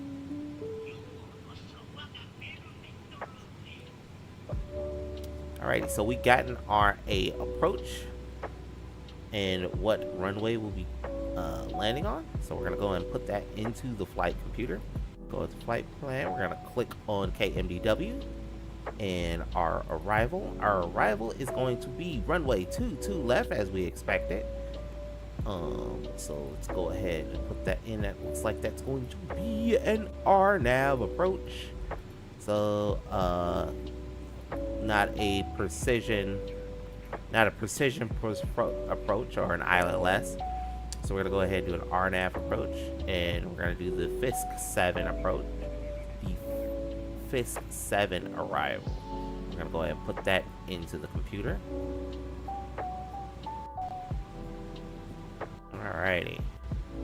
So there we go. So it's like we're gonna go on Fisk here and down. Looks like we have some planes that'll be joining us on this arrival.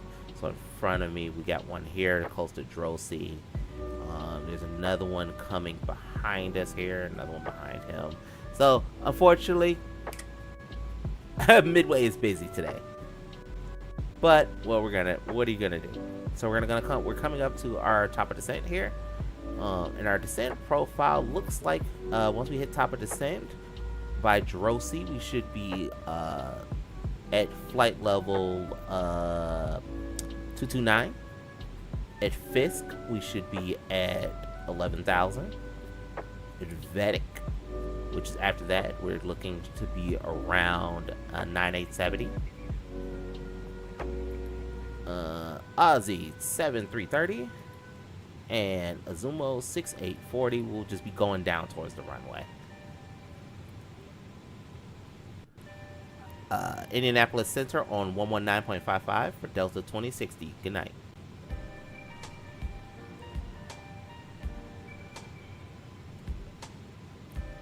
Indianapolis Center, Delta 2060 with you, flight level 380.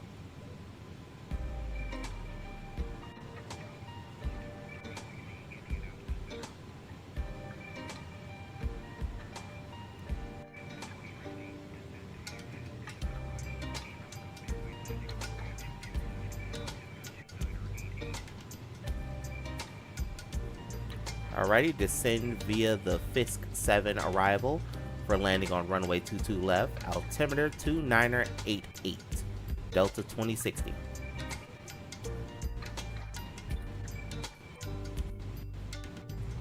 Alrighty. So we just we've been cleared for our descent. So we're gonna go ahead and when we hit the top of the descent, we're going to go ahead and we'll aim for Fisk.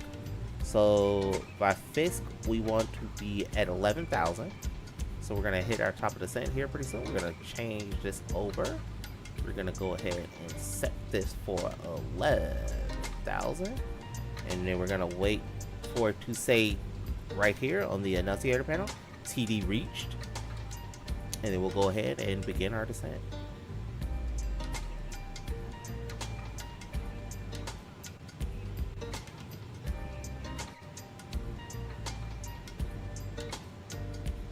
I do also like some vaporwave. I just looked up and saw your message.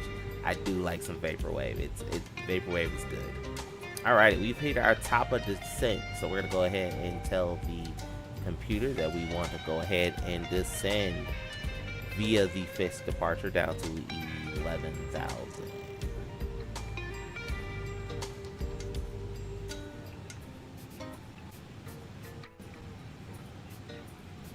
Alrighty, so we've exited flight level 380 and began our descent. We'll go ahead and clear the message from the flight computer here. Basically acknowledging it, and that gets rid of it right there at the top of our primary flight display. And as you can see right here, this green line is the path that we're going to take to get to the runway. And it's currently using a 160-mile scale, so everything is kind of tiny. These little diamonds that pop up right here are planes that are in the area, so I'm sure we're not going to be the only people coming in to land. 120.65 for Delta 2060. Good night.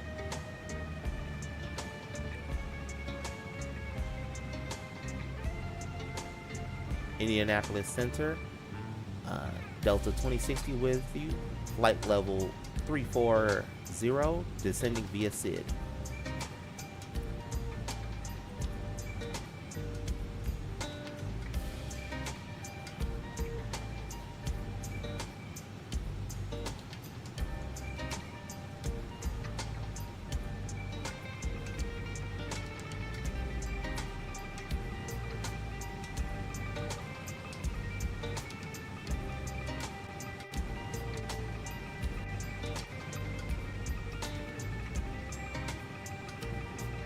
And that just kind of gives you the this just kind of gives you kind of like the scale for like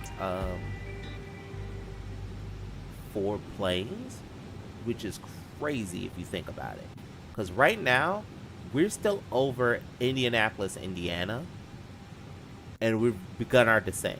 It will take us from here all the way till Midway to make it down to the runway. Like, that distance is what it takes to what is basically falling with style towards the ground.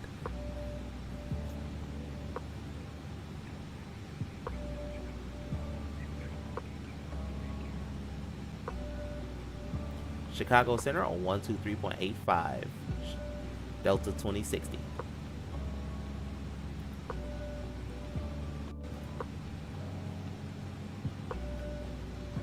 Chicago Center, Delta 2060 with you, flight level 300, descending via SID.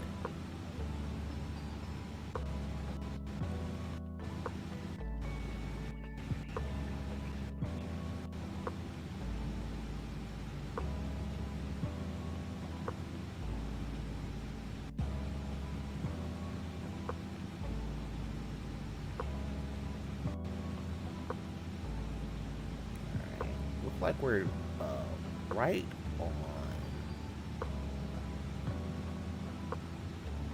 Yeah, they're gonna clear us right. It looks like we're getting cleared right in. Now what order for landing when we get there? Don't know. Depends on how many people they manage to squeeze in front of us.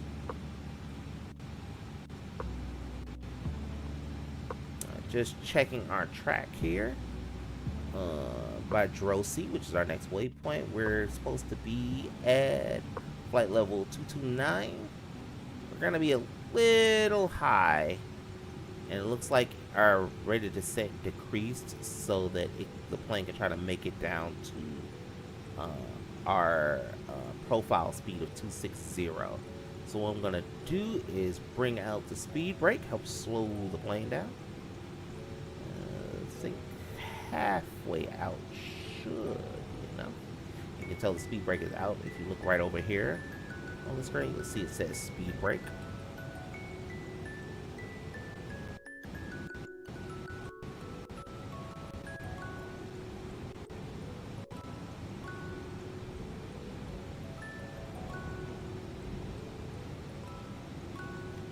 Hopefully we don't have to circle around. I mean, while a go around is kind of exciting from a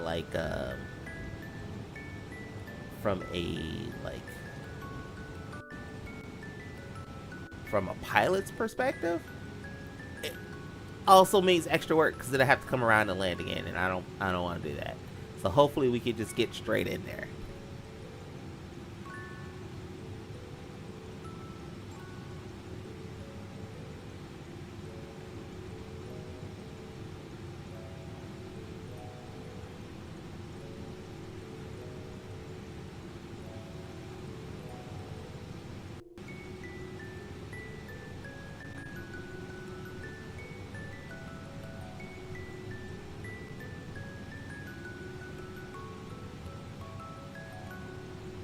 Alrighty, so we are on profile for the descent. Plane's gonna go ahead and start to turn here for our keep us on track for arrival.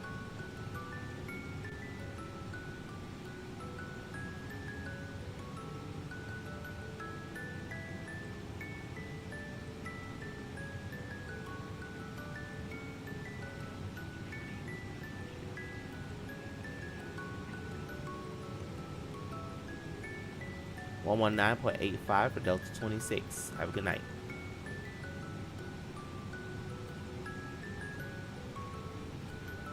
Chicago Center, Delta 2060 with you. Flight level 219, descending via SID.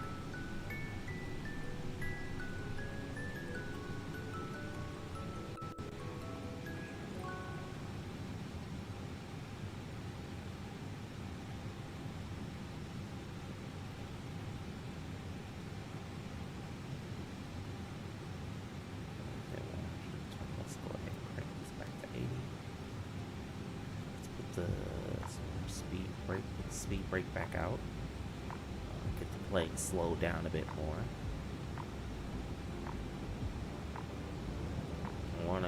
We're doing 280 right now. I kind of want to get the speed down to 260.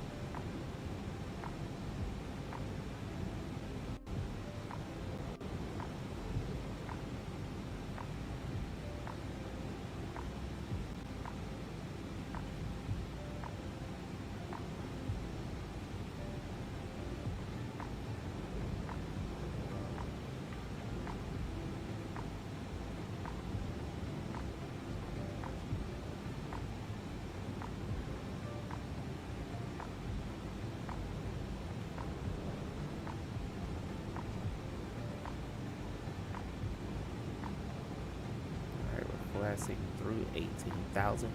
We'll soon pass out of the standard range for our altimeter. We'll have to set that back to the altimeter for the area, which we were told is 2988.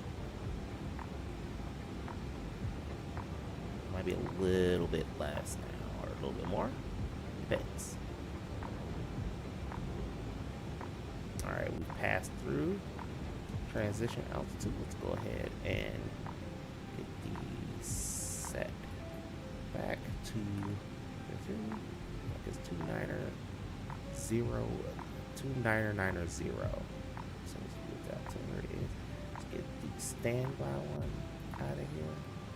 Get 2990 on the standby.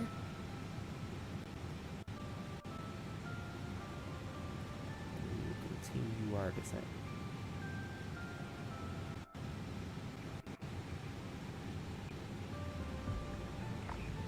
Uh-oh. Clear direct goat knee. Delta 2060. Okay. So they want me to go we're gonna go direct. They want me to go direct to goat knee.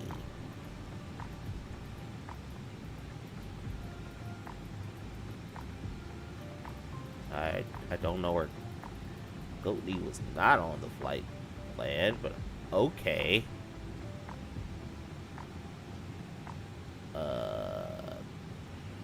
We'll just type it into the thing. Goat knee. Direct. Did I spell that wrong? No, I didn't. G-O-T-N-E.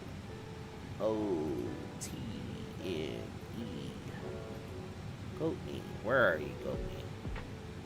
You're way over there. Alright, that's fine. Go ahead. Direct goat knee.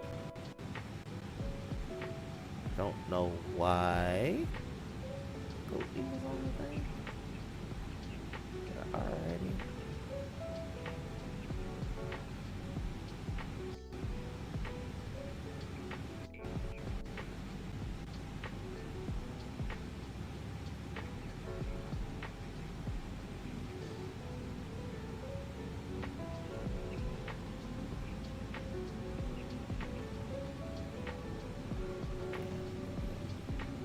Unfortunately, I think this is a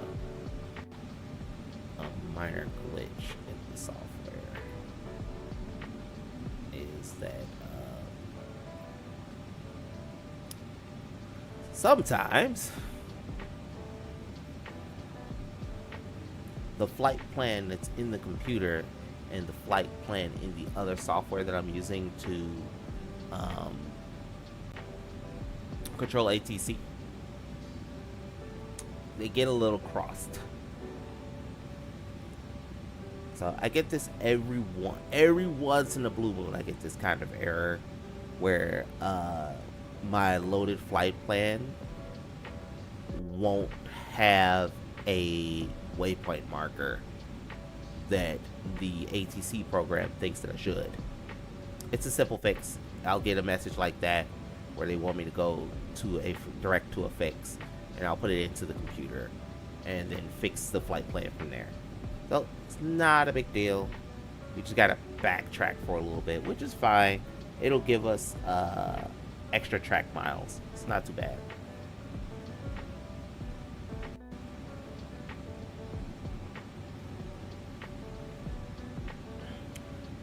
Land in the lake. We aren't even at the lake yet. We are still just outside of Indianapolis.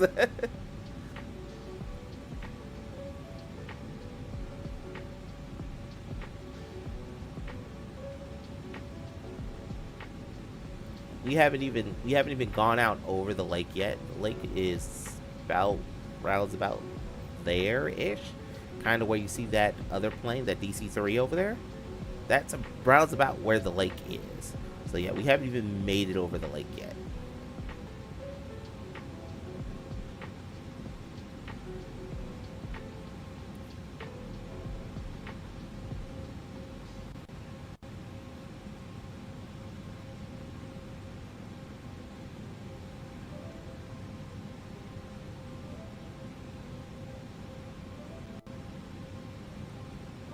Alright, so we've made them happy by going and touching, quote unquote, goat knee.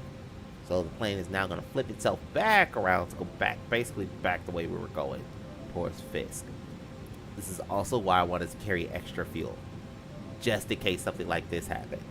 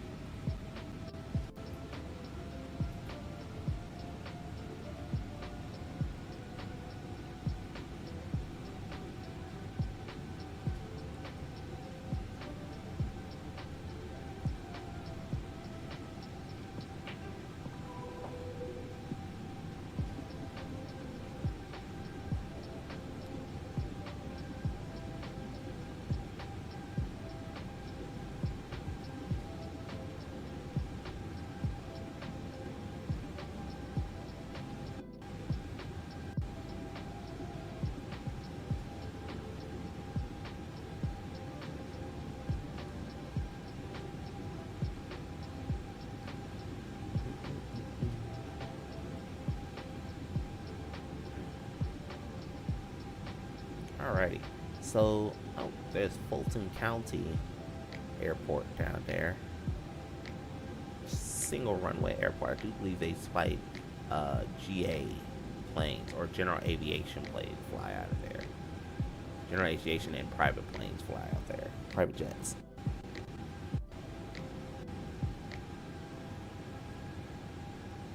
Alright, so now that we're back on track, we're gonna go ahead and see what our next descent altitude is gonna be. And it looks like it's going to be 6,000. So that's our next hold altitude there. So I'm going to go ahead and program in our next altitude descent, which will be 6. And we won't do that until after we cross Fisk. So we should cross Fisk at 11.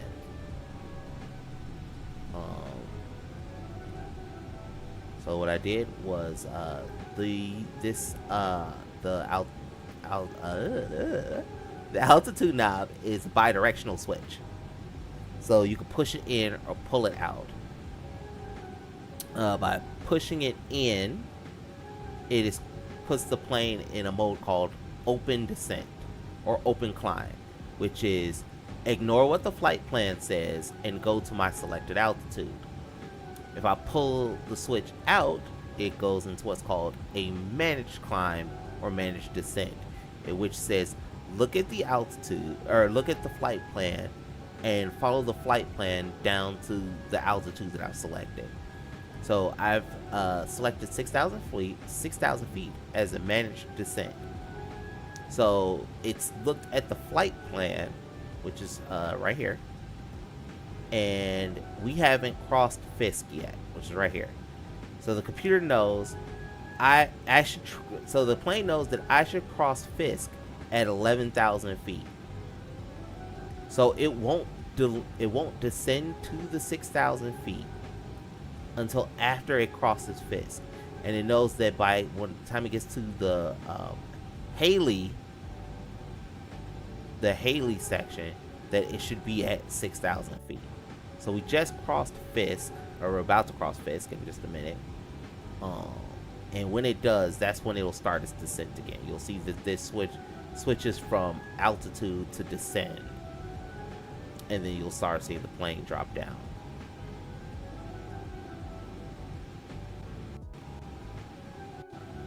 Did I have to trial and error my way through a lot of this when I first started doing this? Absolutely. There's plenty of times that I've selected managed descent expecting the plane to descend immediately, and then it doesn't, and I'm like, what's going on? It's broken.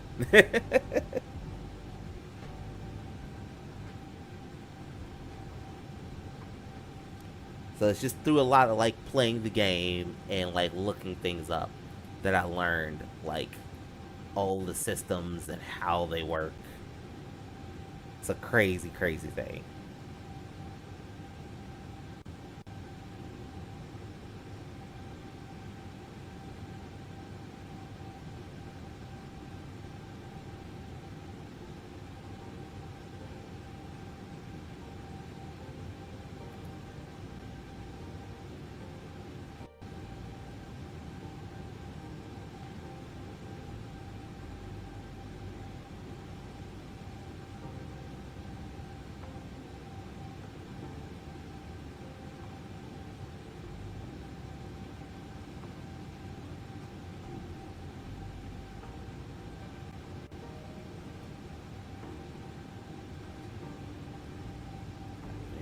Wait here.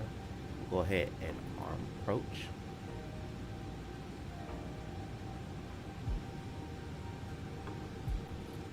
And we'll go ahead and do our descent.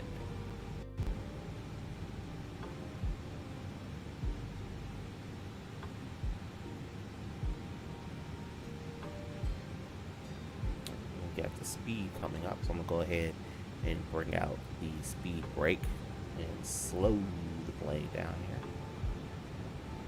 You don't want to get too fast coming in, because that'll be bad. So we want to slow the plane down. We're below 10,000 feet now, so we got to turn our landing lights back on.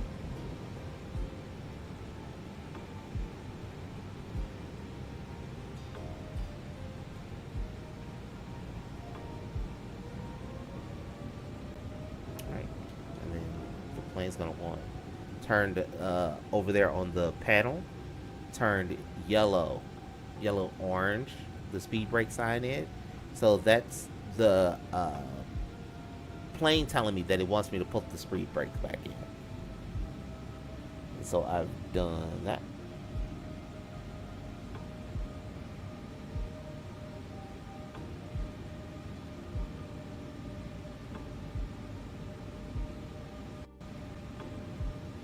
Just want to check and make sure that we're on our descent profile here.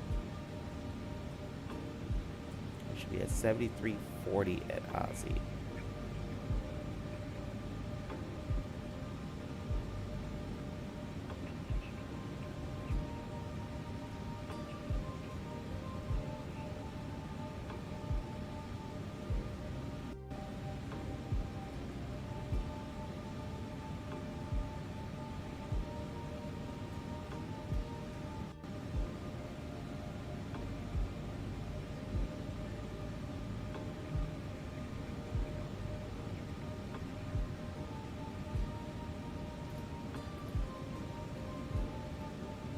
Chicago Center on 135.9 for Delta 2060.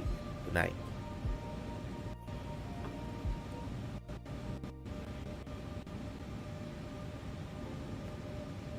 Chicago Center, Delta 2060 with you. Flight level 8,800. Descending via SID.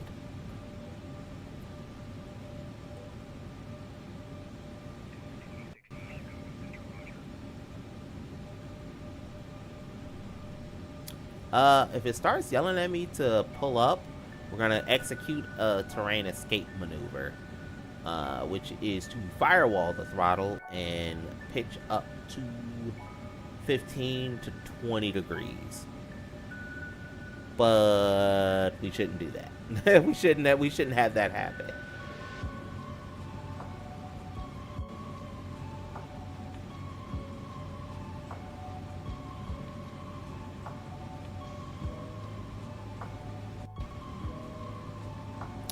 Didn't check this arrival when I set this up.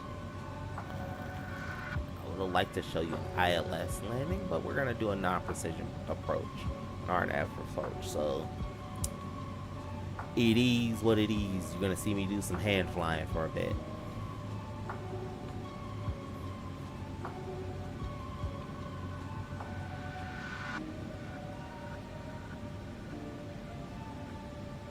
Alright, we're within 60 miles here and 8,000 feet. So what I am going to do is start to set the plane up for landing. So I am going to bring out flaps 1. Oh, maybe not. I'm still going too fast. So let me slow down to flaps 1.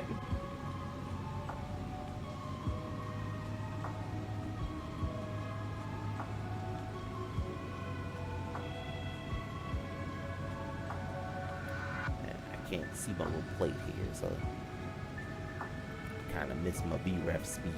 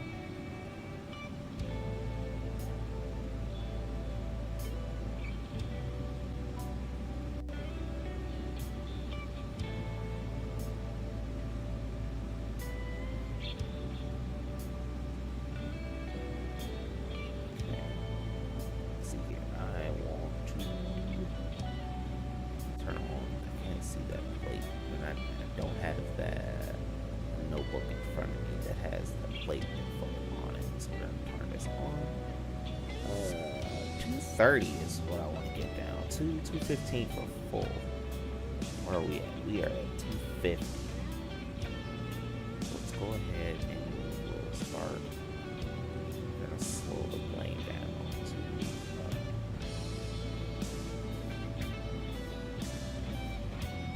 slow the plane down to 200.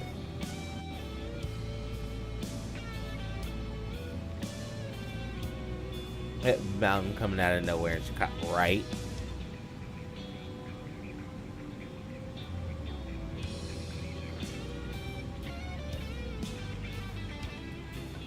Approach on 126.05, Delta 2060.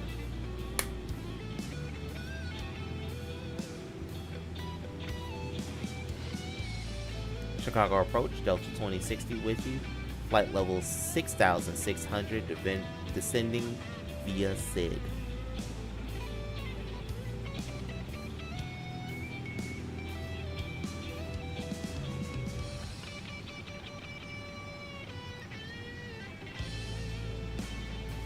I expect visual approach, runway 22 left, altimeter 2988, Delta 2060.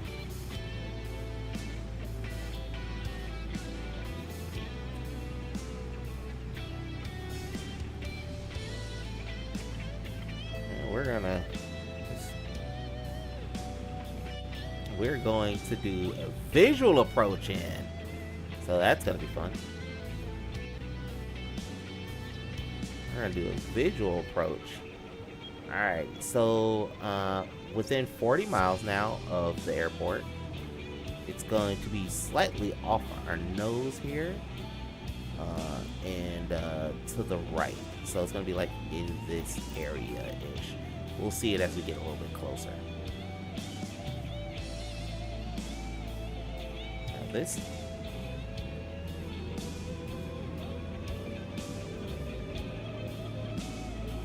Which airport is this?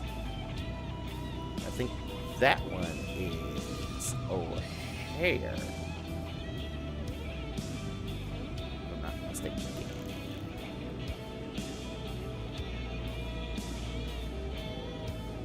We're at 6. Alright, our next is TAC. We're gonna be attack route for 3,000. So go ahead to 3,000. Set the same speed.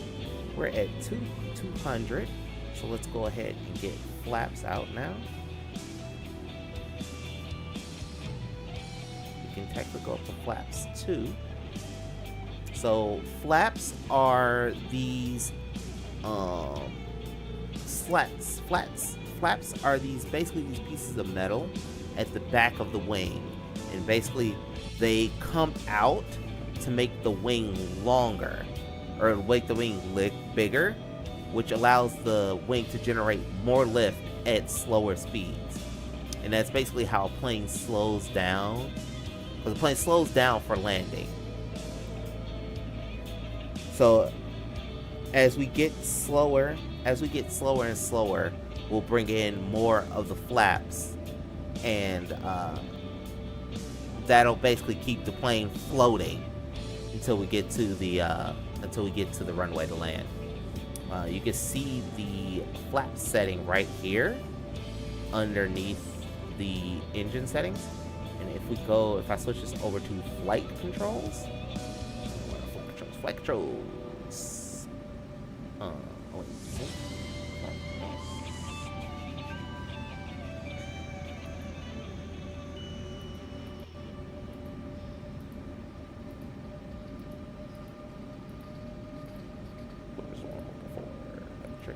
hydraulics. No, it should be on flight controls.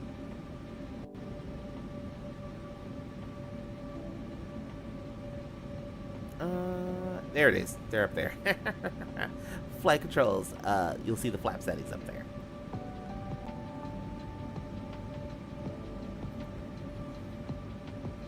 So we're gonna go ahead and bring in the second set of flaps, and we're gonna go ahead and slow to 190.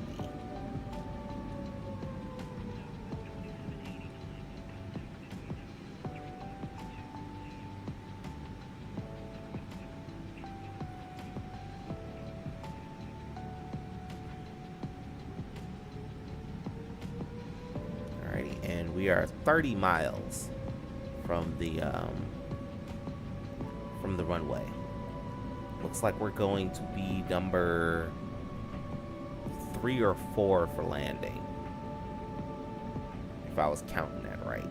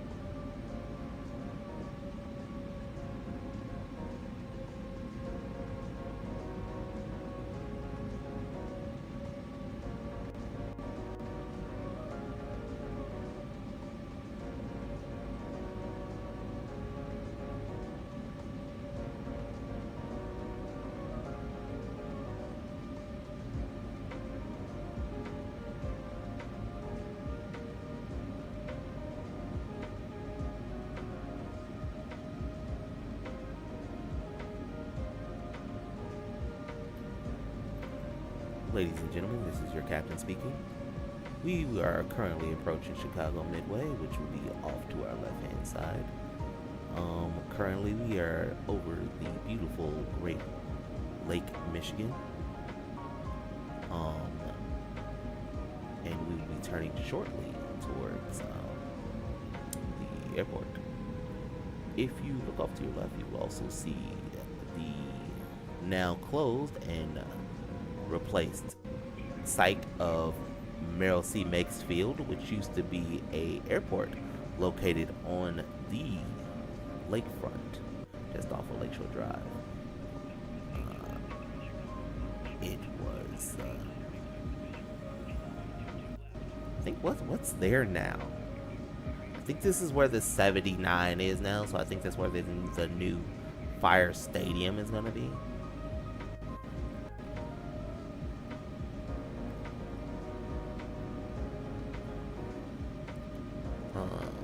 But yeah, we will be landing shortly. We're thinking our touchdown time is within the next 10 minutes. Just sit back, relax. Please put your seat back trays and seats back into the upright positions and fasten your seatbelts. Cabin crew, prepare for landing.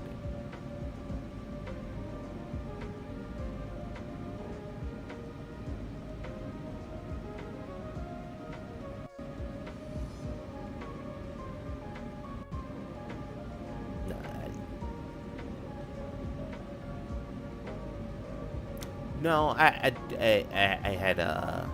to mute it for a second. That's why the mic went away for a second, and it looked like it froze because I looked away. I wasn't doing anything. No, I was still here. It's still going. Everything's fine.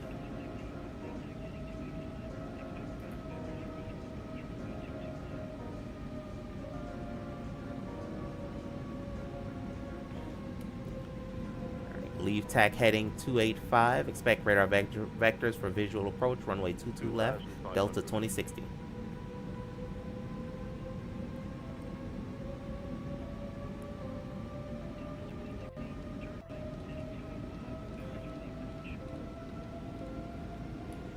turn right, heading 285, vectors for the approach, Delta 2060.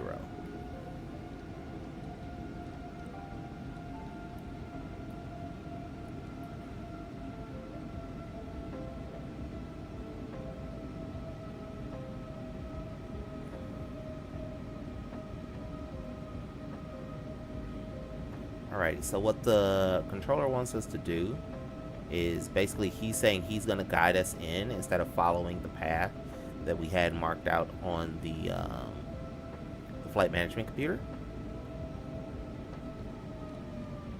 So he told us to make a right, to turn right onto a heading of 285. So if you think of a compass, which each degree as a number from 0 to 360, he wants us to point.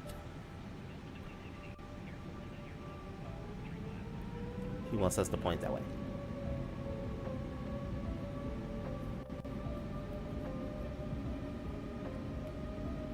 Looking for a field, Delta 2060.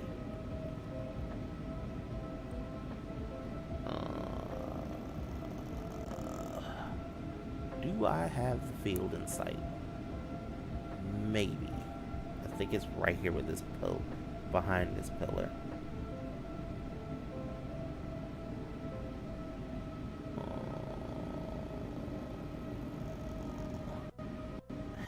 I actually think the pillar of the plate is in the way. I think it's right there, but I can't quite see it.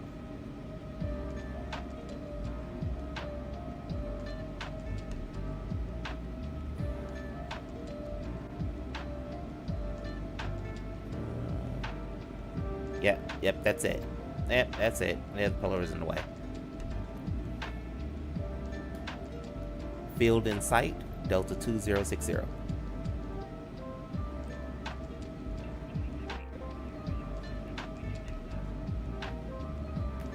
Cleared visual, runway 22 left, Delta 2060. Alright, we're gonna slow down. We're gonna make our turn. We gotta turn to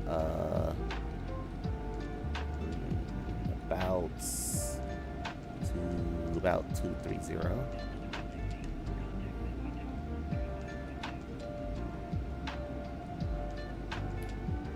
Tower on 135.2, Delta 2060.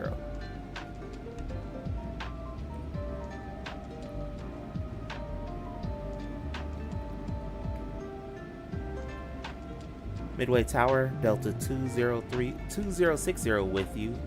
Flight level 3000.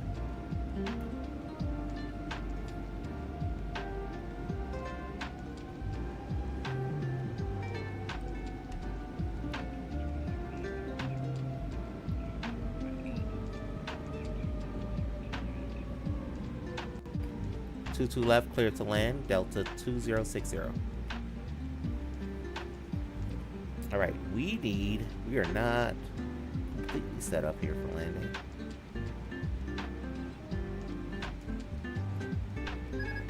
Go ahead, disconnect here. And I'm going to stabilize the plane first off. What was it doing?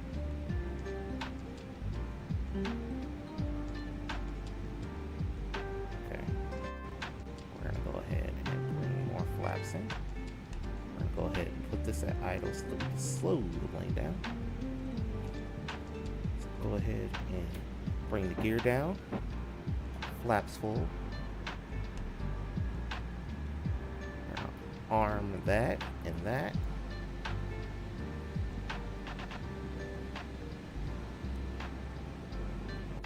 There's our gonna line up here for runway 22 left. Bring in a little bit more throttle.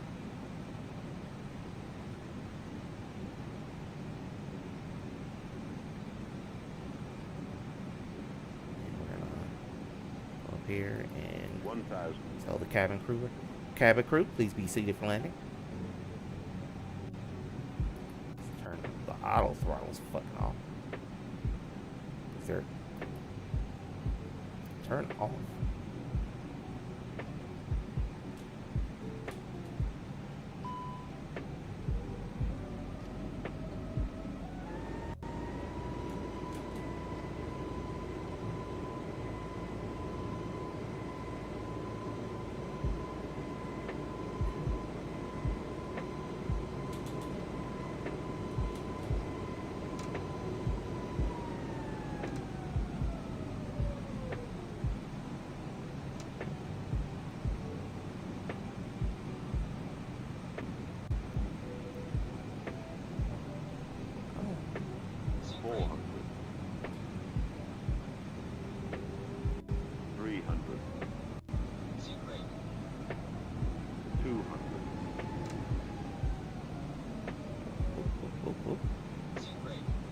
100. 50, 40, 30. Yeah, we're gonna go. We're on the go. God dang it.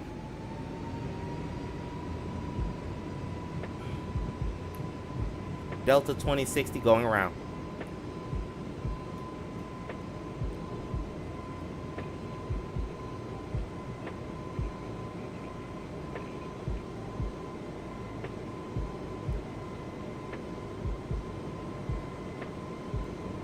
Runway heading 4,800 for Delta 2060.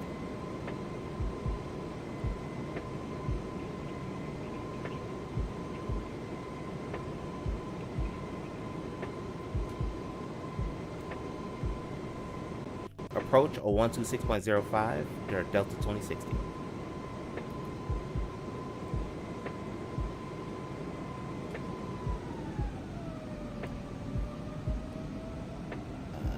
Chicago approach Delta 2060 with you going around.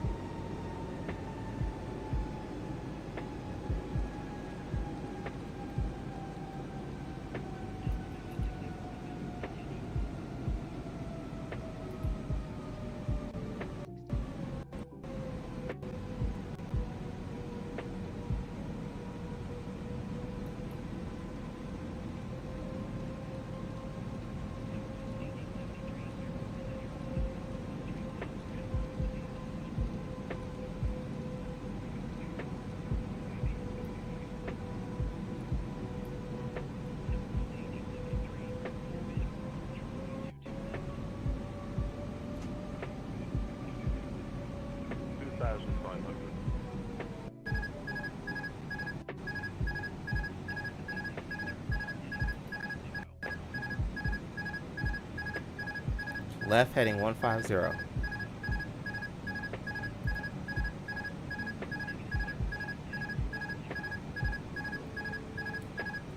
Left heading 150, Delta 2060.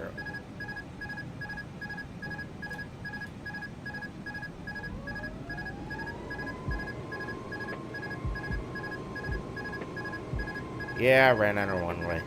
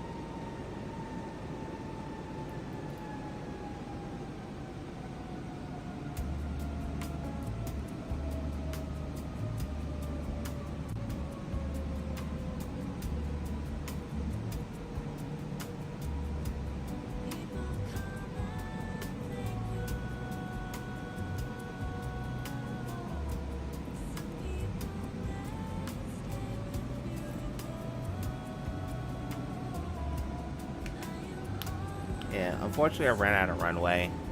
I wasn't truly stabilized when I came in to do that landing. The plane was kind of rocking back and forth. And I didn't get my speed like straight on. I realized after the fact that I had set the speed sound too low. So what that's chirping you is Hayden was the master alarm, the master caution. And it was basically telling me that there was something wrong and I needed to fix something.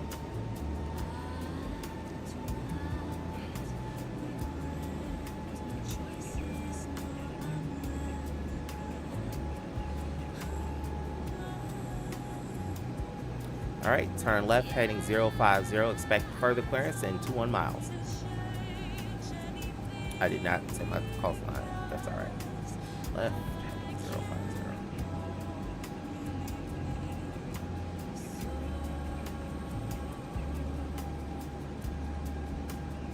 No, we're not gonna crash.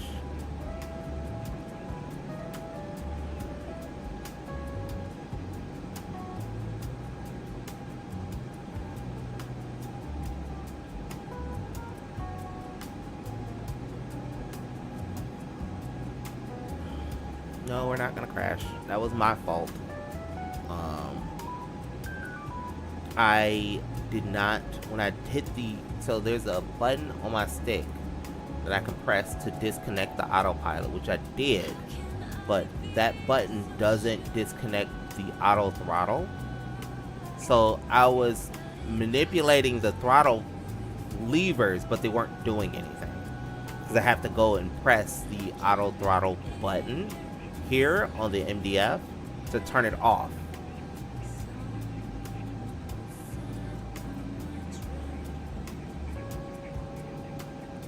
Unfortunately, that's a limitation inside the sim. I do believe in the real plane, when you hit the button that turns off the autopilot, it turns off the autopilot and auto throttle. But doesn't work that way on here. And usually there would be in an actual plane, there would be another pilot to help with the workload. But because it's just me, I have to do everything myself. It just kind of comes with it. Oh, jeez, that's what I'm talking about, like things that wasn't ain't. I still had the landing gear freaking hanging out.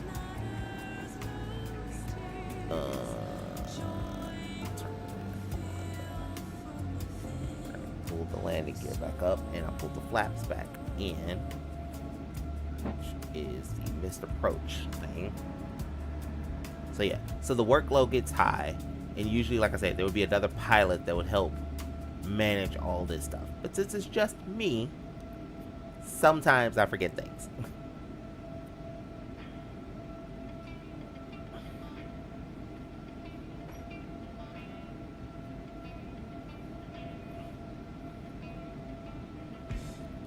So the plan now is we're going to fly the track miles that ATC gives us.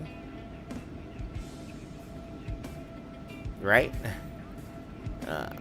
It's supposed to, the sound is supposed to be, because it's supposed to get your attention to have the pilot take an action.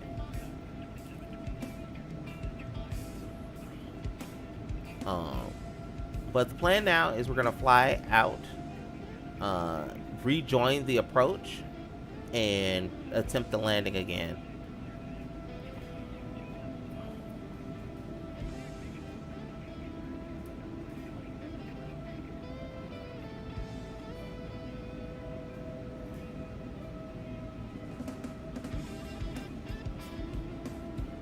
This is the plan anyway.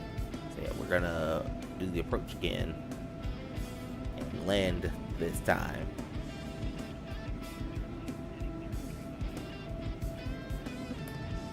Left heading 035, Delta 2060.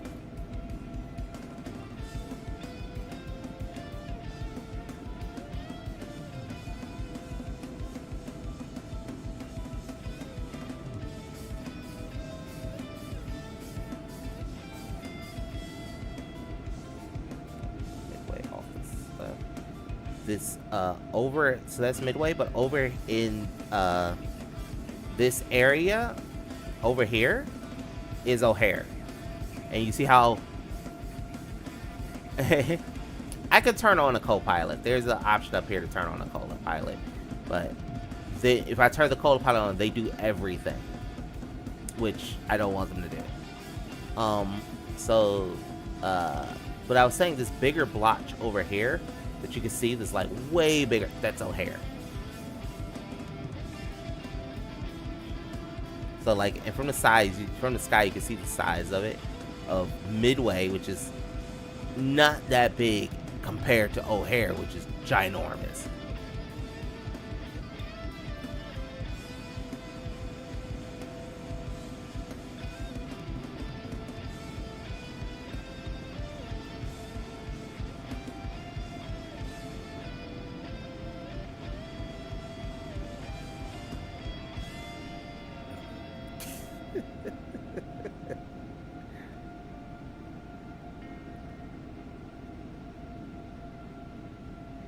Honestly, in real life, go arounds happen.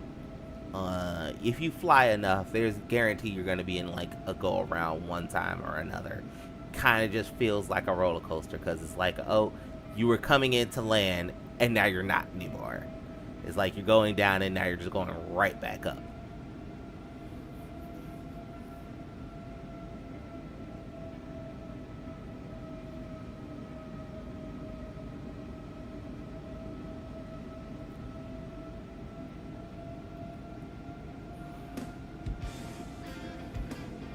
So basically what we're doing now, we're just waiting for air traffic control to vector us back into land. We still have the plane set up, so the speed brakes still on. Yep, see there's left heading 340, Delta 2060. Go back around 340.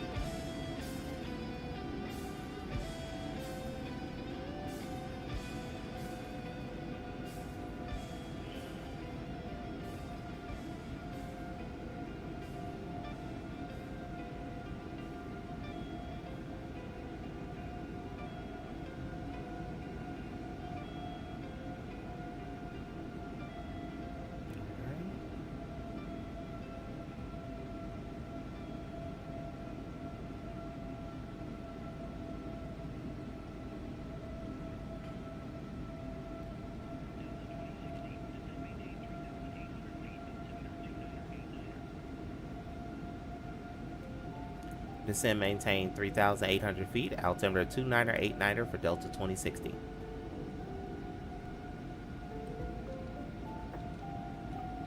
So we're gonna go down to 3,800. And I'm gonna make sure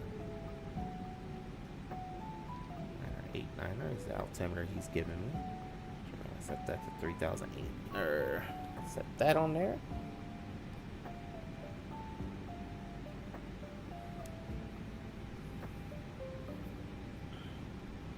Oh yeah, turbulence will really get you bouncing around. It's like, depending on how bad it is, it can be like, from what I heard, it can be like going down like an old country dirt road in a truck with no suspension.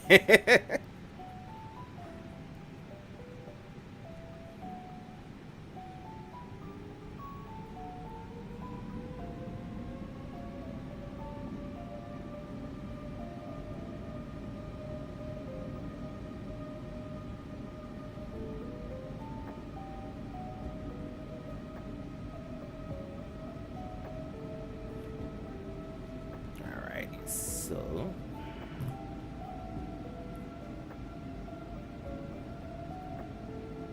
we're getting ready to try this again. I'm gonna come in a bit faster this time.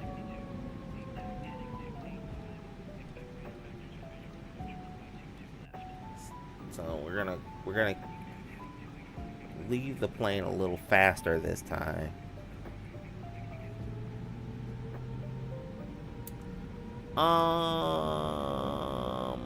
I'm not sure. So the only game that I have that involves boats per se is World of warships, which is like a naval battle simulator type thing. I don't even think you really call that one a simulator. It's just a naval battle multiplayer game.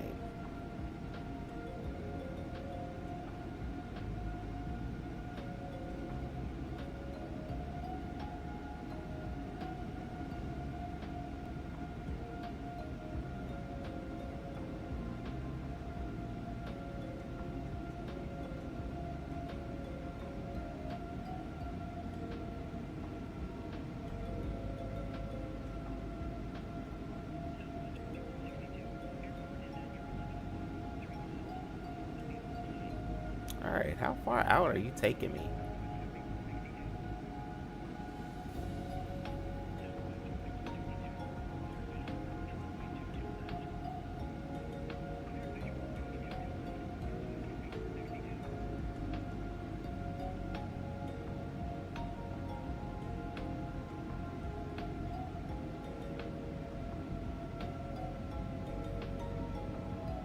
How far are you taking me out, boss?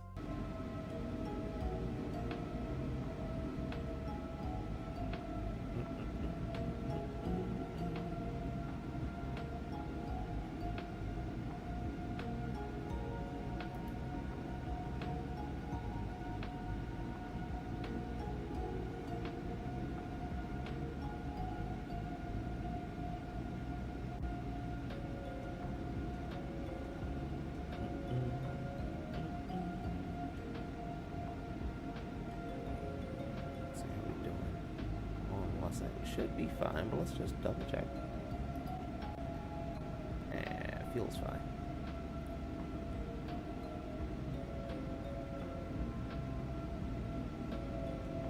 Yeah, it's way back there now.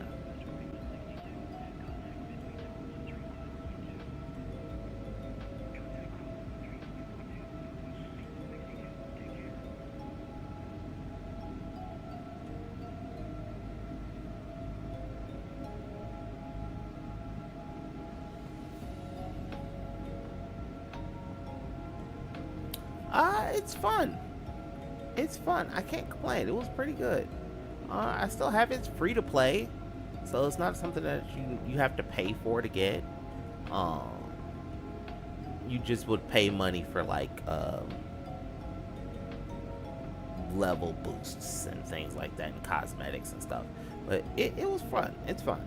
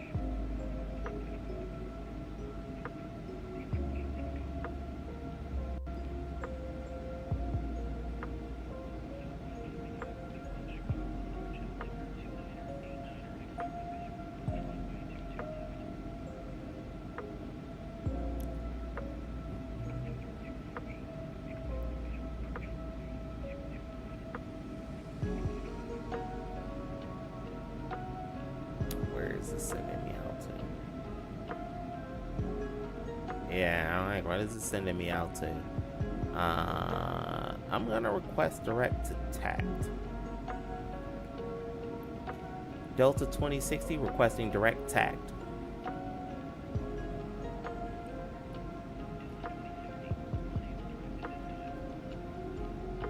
Fantastic.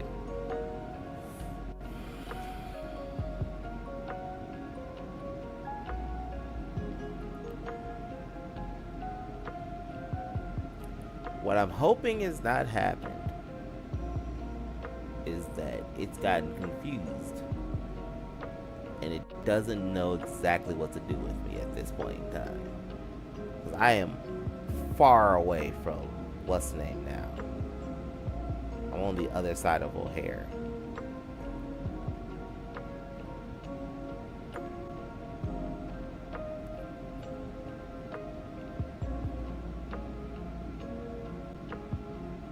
So I am going to take the initiative on this because I think it's gotten confused. So I'm going to turn the plane back towards the airport. I'm almost all worried about Waukegan Regional.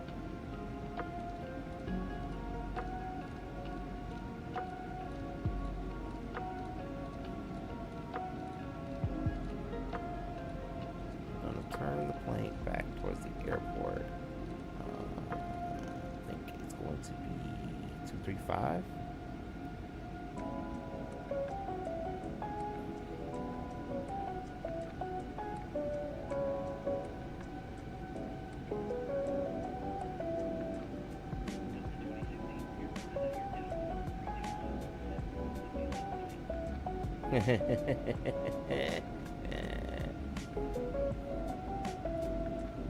Looking for field, Delta 2060.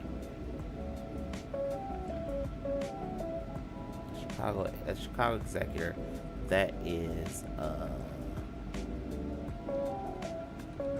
that's O'Hare. So, once again, past this pillar here would be Midway.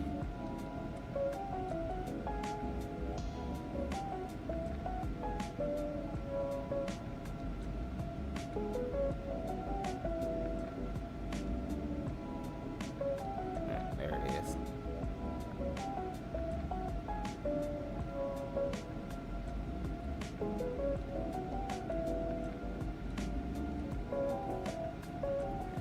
Field in sight, Delta 2060.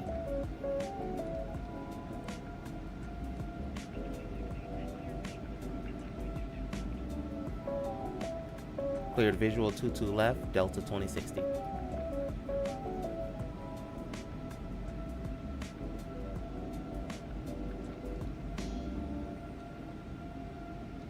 Alrighty. So we're going to try this again. So there's Midway right there. 22 left is running this way.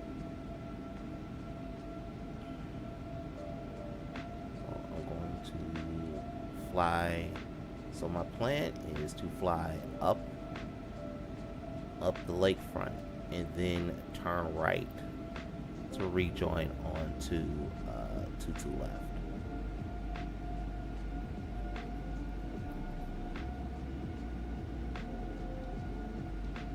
Not that one. Let's go 170. So yeah.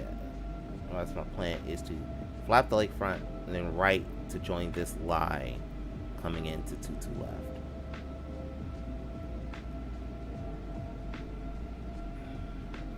Well, hopefully you will. I'm hoping for a lot more stable approach and landing this time around than the first time.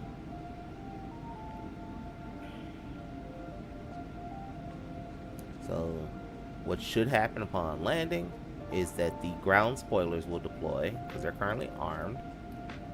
The ground spoilers will deploy, the auto brake will turn on, and I will activate the thrusters or bursers, which are these slots that open on the engine that redirects the thrust that usually comes back out the back of the engine forward, which will slow the plane down, and we should come to a nice slow roll on the runway, and then taxi to the gate, and that would be the end.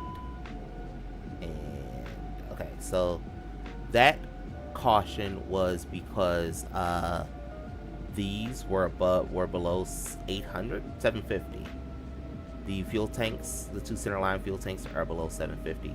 So it's just telling me that it's transferring fuel from the outboard tanks into the inboard tanks. That's all that means.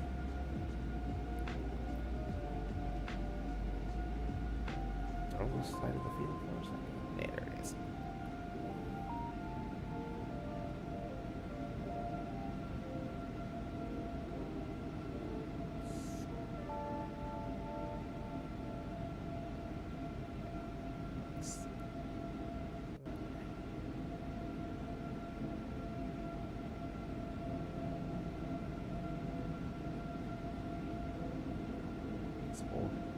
O'Hare International. I'm starting to regret. I should have flew in there.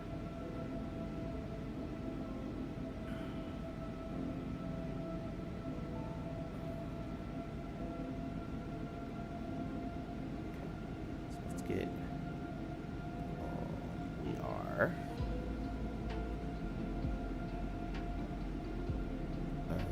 Within 20 miles. Looking for.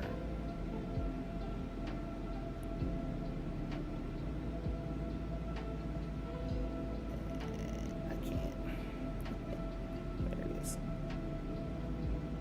There it goes. I can see it better now.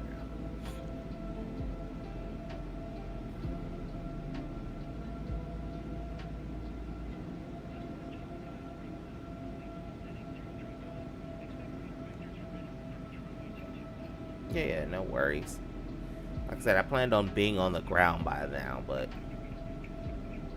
shit happens.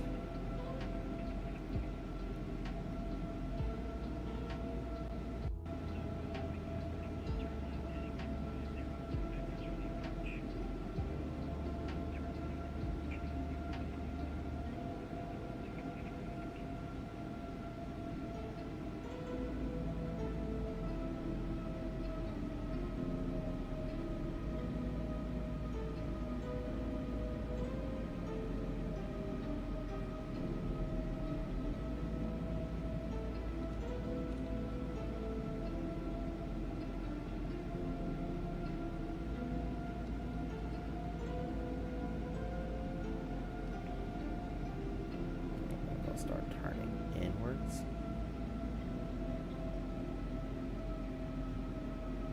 And once we get to a roundish mixed field in front of us, we're going to complete our turn towards Midway.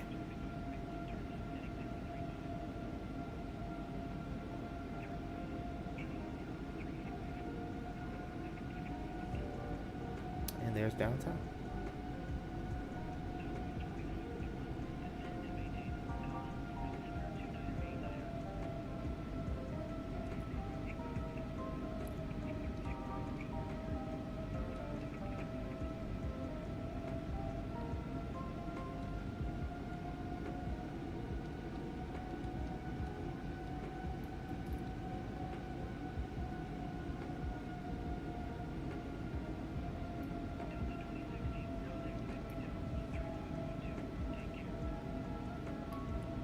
Tower on 135.2, Delta 2060. Take care.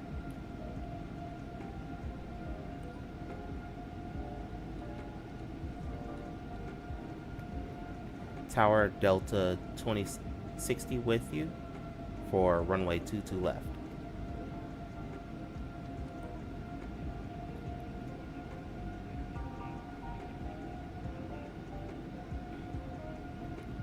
Two left, cleared to land, Delta 2060. Let's go ahead and get this stuff out here now.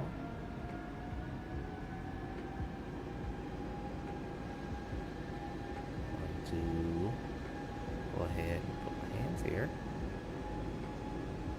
Disconnect that, disconnect that.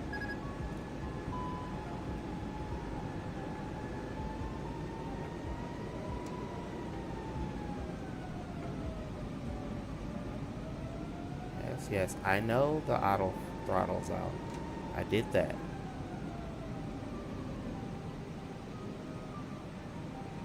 Alrighty.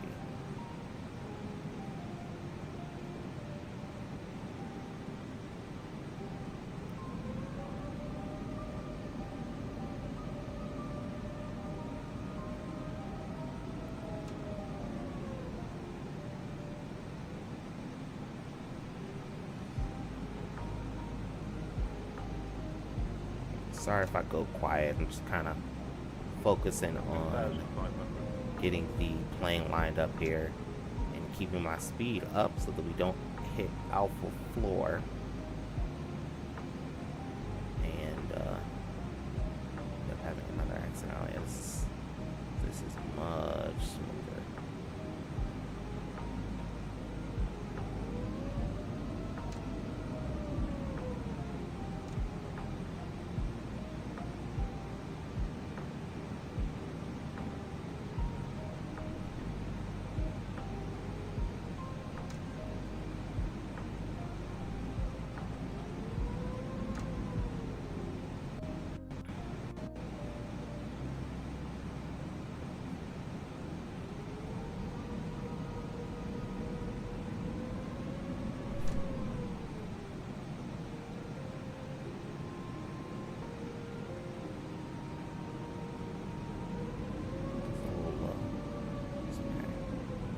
1000.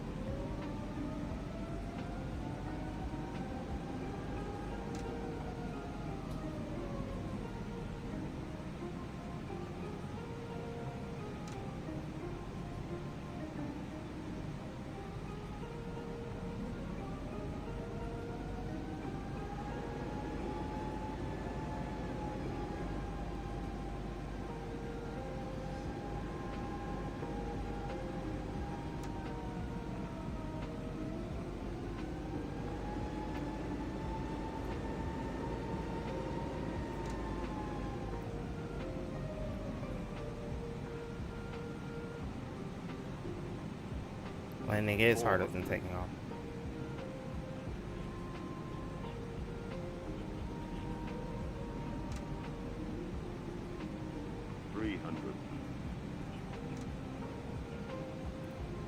Seat rate. 200.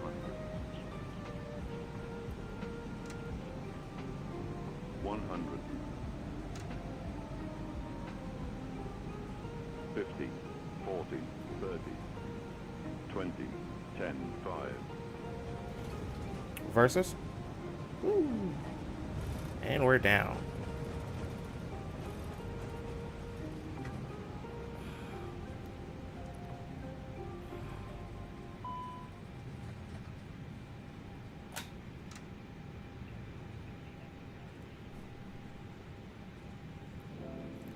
Left at Yankee 1, Alpha 2060.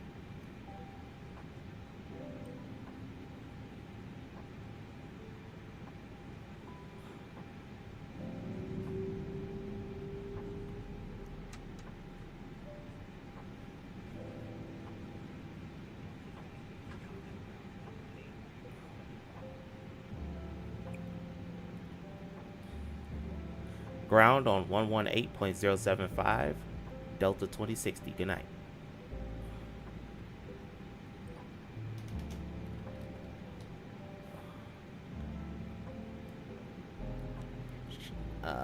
Midway ground, Delta 2060, taxi to gate A17.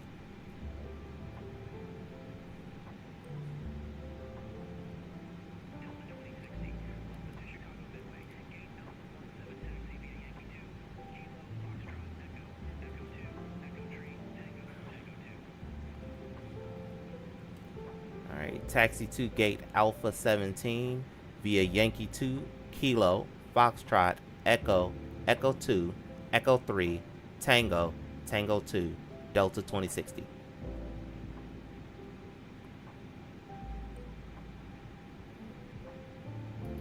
Alrighty.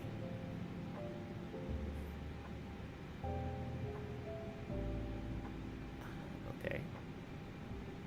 Alrighty. So it wants me to be quiet here.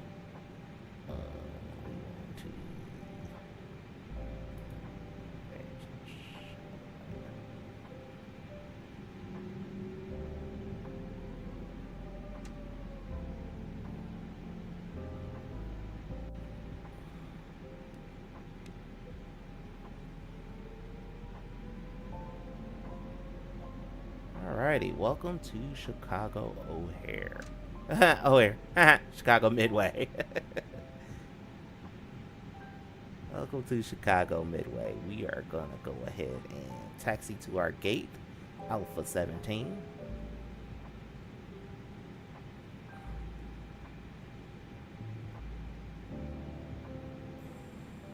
Oh shoot, hang on, what is that? I wasn't supposed to turn there.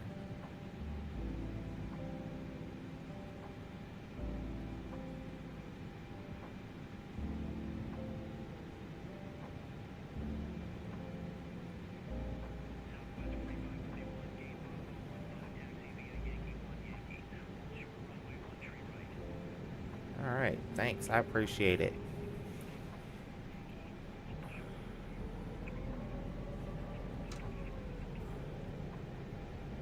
appreciated that.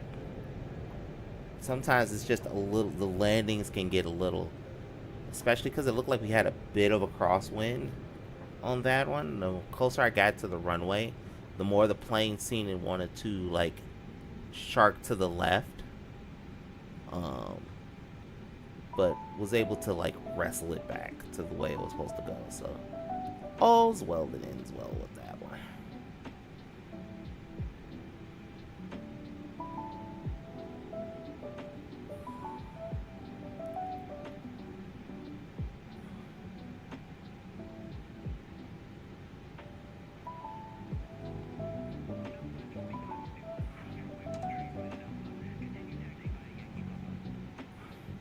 Right? Home sweet home.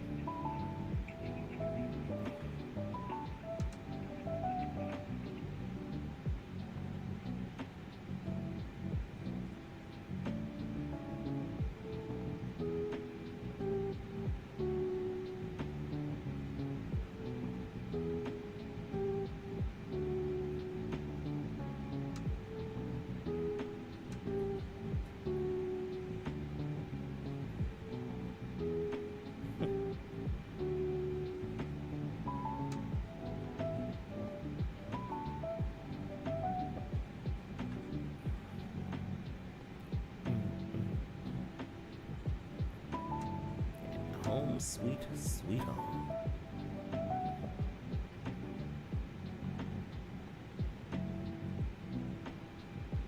Just gonna make our way to our gate. Should be coming up on it fairly soon. Oh man, look at all the Southwest flights over there.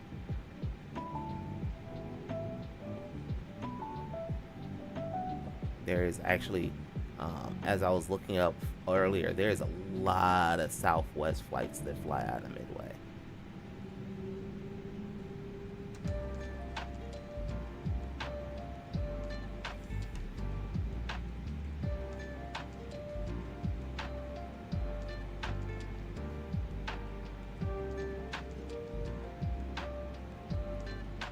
Oops, a little too much brake.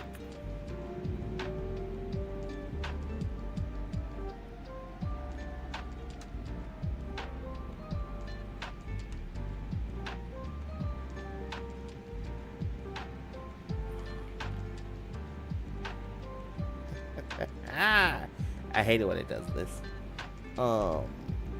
So what looks like has happened is that the game has loaded a plane in the gate that we're supposed to be in.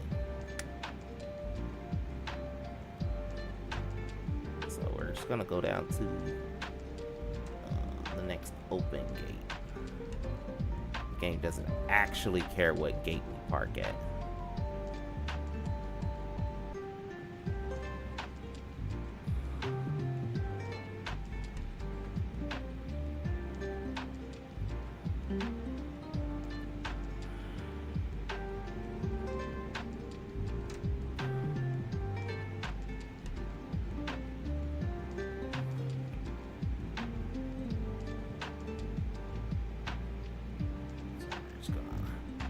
We're gonna pull up here.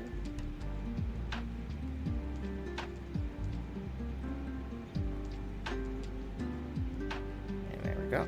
Go up here. Set our parking brake. Going to turn off our taxi light. And nav logo lights and wing lights. And we'll leave on the nav because I haven't technically shut the engine down yet. But that is it. We have completed our flight from Atlanta to Chicago.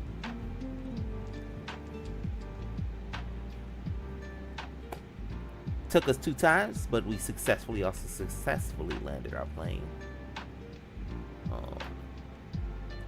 So I hope that you enjoyed the stream. I had fun. I hope you did too.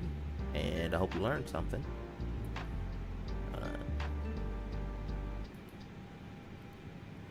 And I'm hoping that you'll join me tomorrow. Like I said, as we play Metal Gear Solid Delta.